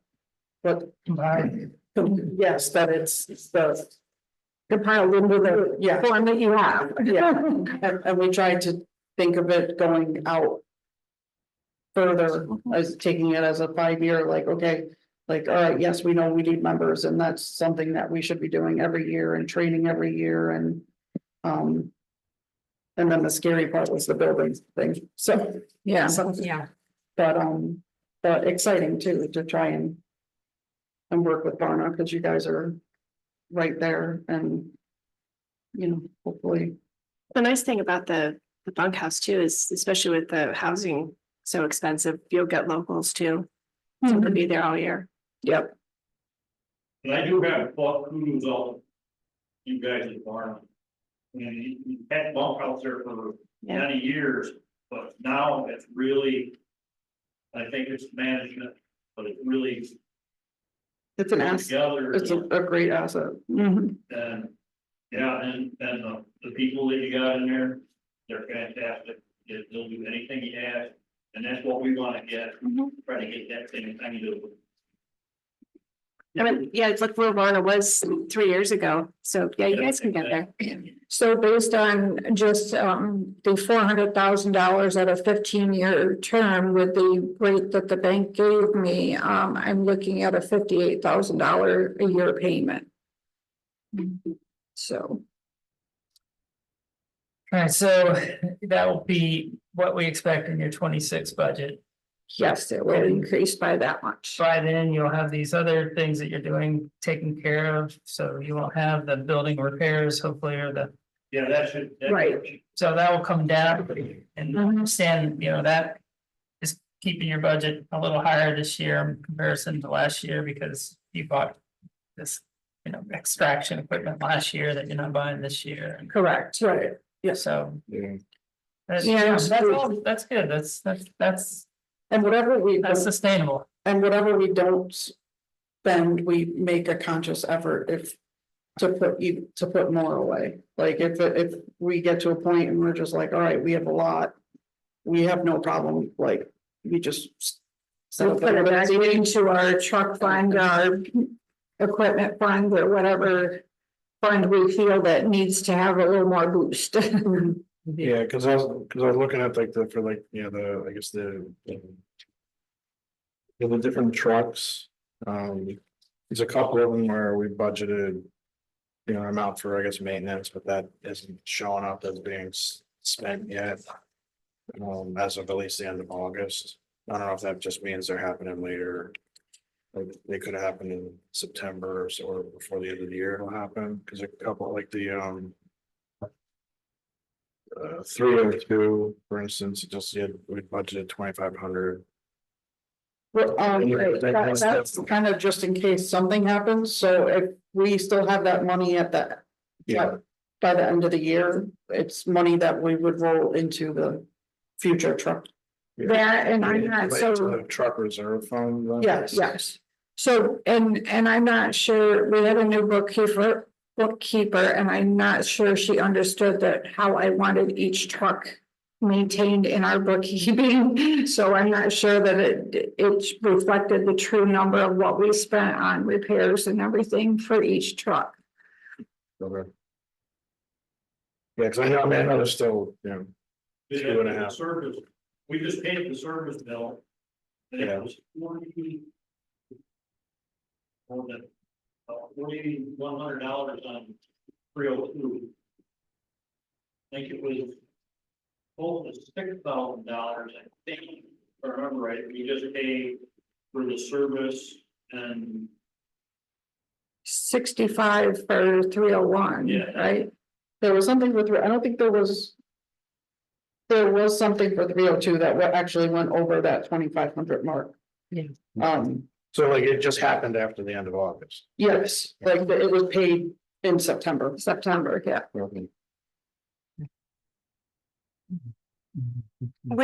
What did you do to increase your interest by 6,000? Did you go to night class after all? No, we did not. Okay, We went to Groton. okay, I moved all of our accounts to Groton Bank, and they gave me 4.75% on our CDs. okay. That was a good change. I appreciate how you line itemize out some of these member services lines. I think that'll be helpful going forward too, because as you implement your programs. Mm-hmm. Do you anticipate what the interest will be for 2025? Because it was only listed for 2023 and 24 to date, but it's not listed in the 2025 budget.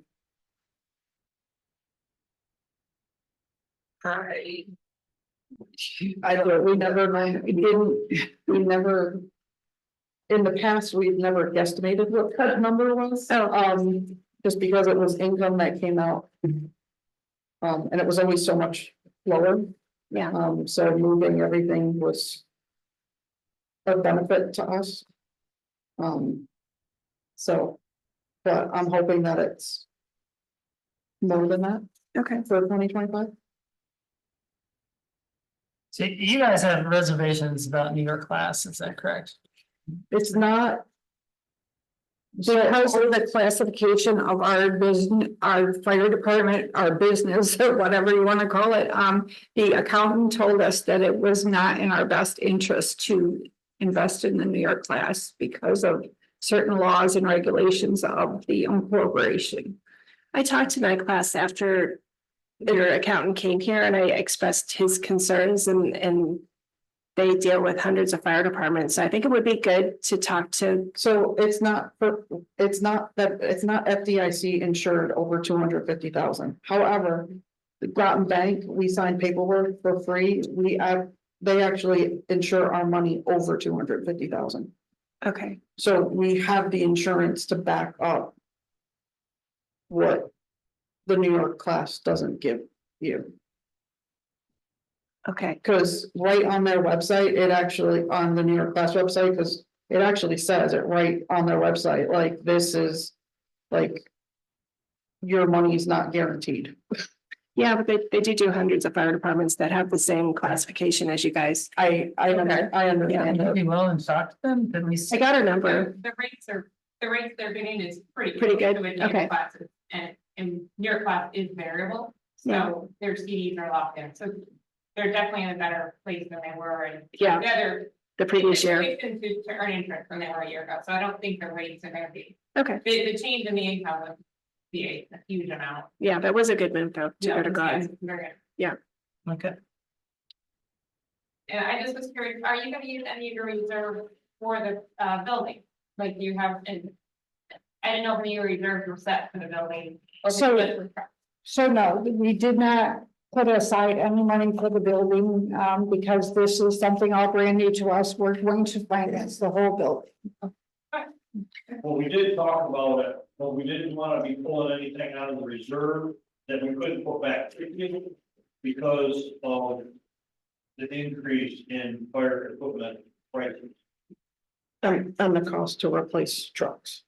So we're trying to, But we were real leery about, you know, we ended up taking, say, 100 grand out of reserve. And then we have catastrophic failure. How do we recuperate, I mean, you know, and recoup that to be able to replace the, you know, the truck or what have you. We just talked, we talked to the bank and finding out the whole thing through. So, correct me if I'm, this just flags my memory, looking at the cancer coverage, did you guys get the Plymouth system installed? With that grant money? I didn't think you had the Plymouth systems. No. I don't know if that grant money is still available in the coming year, but the cancer coverage flagged my thoughts on that. Okay. I don't know. Well, I missed the deadline in getting on board to apply for that grant and stuff. Some reason it got lost and that stuff. So yes, if it's still available, we can try to look at that grant for this next year. Okay. it wasn't like.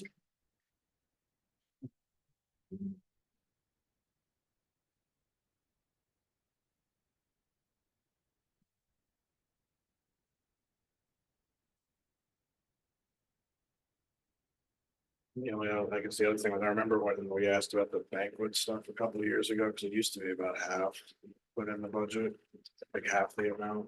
I think you had said you were buying things, so you didn't have to. All right. I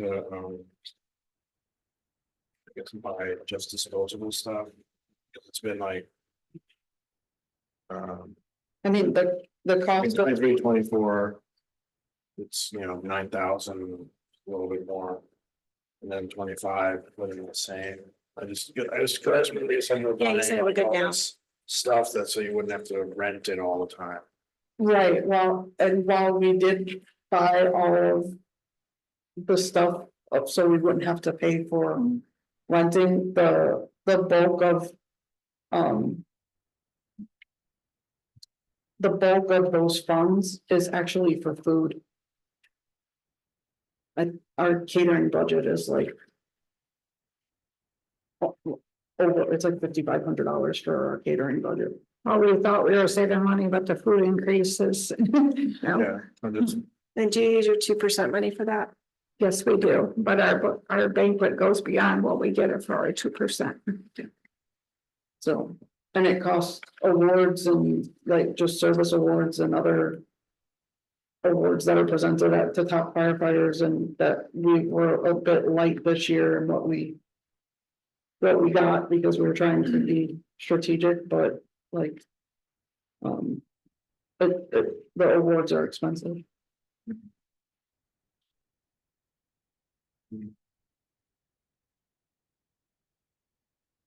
yeah, the 2% money checks are going out Okay. today.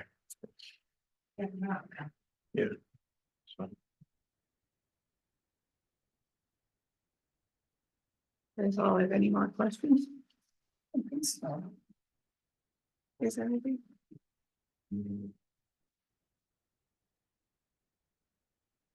And for our trucks and insurance stuff, yeah, when I do that, I actually increase these.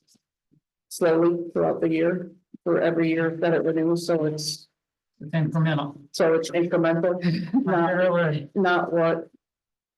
Not a big. Not a huge increase that Dryden is looking at, but we don't have a ladder truck. Yeah, I think, but that's easier for taxpayers. That's the main thing. yeah. But It's. I actually don't know what, and look at what Freeville does, but you guys have about the same amount of vehicles as Freeville, or do you? Yes, I believe so. Cause, I think more. We might have one more, I think it's more, a little bit more. no, because we have the trailer and. Same amount, it's pretty low, even with their new cheap truck. Yeah. You know, the running truck, and the running truck. Then you got a running truck and a cheap truck. Or we keep going. Right, okay, We're extending. Yeah. Second, other than our side by side. On travel. So, if you count that, we have one.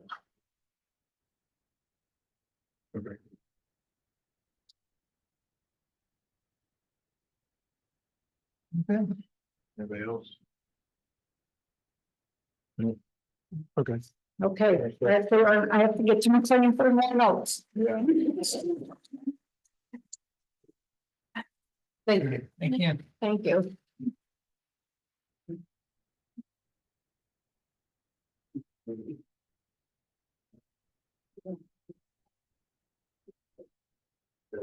That's tonight. I should be there. That makes sense. Thursday, we'll We're set done? the other, yeah, we're all, but Thursday's gonna be strong.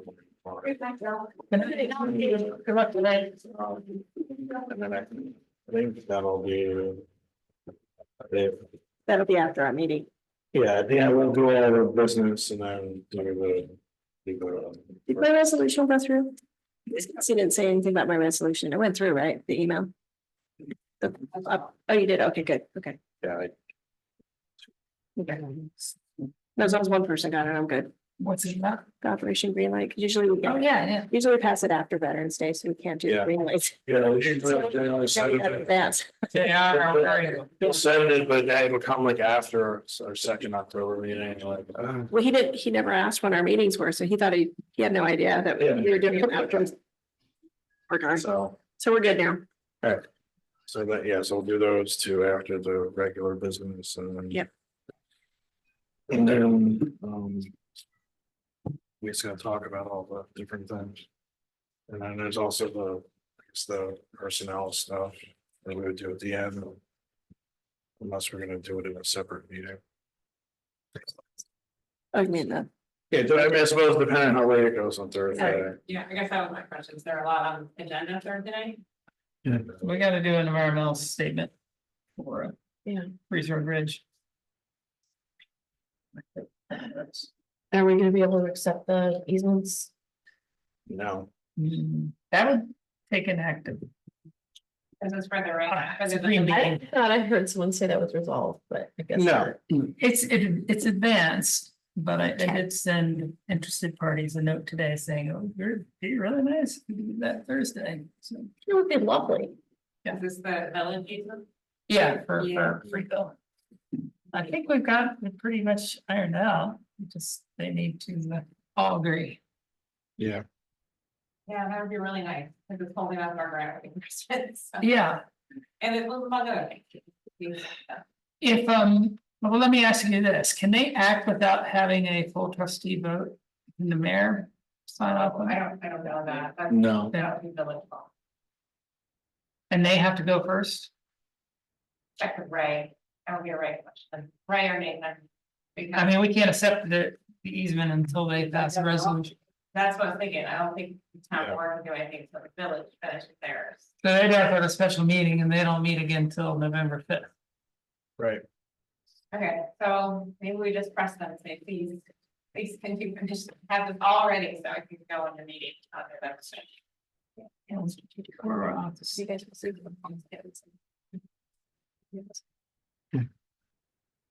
that's assuming that they're holding a meeting on election day. Oops. So, We'll see that, fine. Yeah. Oh, where's our strategic plan for the town? We see that. All right, well, then just if there's nothing else, I'll adjourn. Town's version of the strategic plan. Good fire. Yeah, because Chris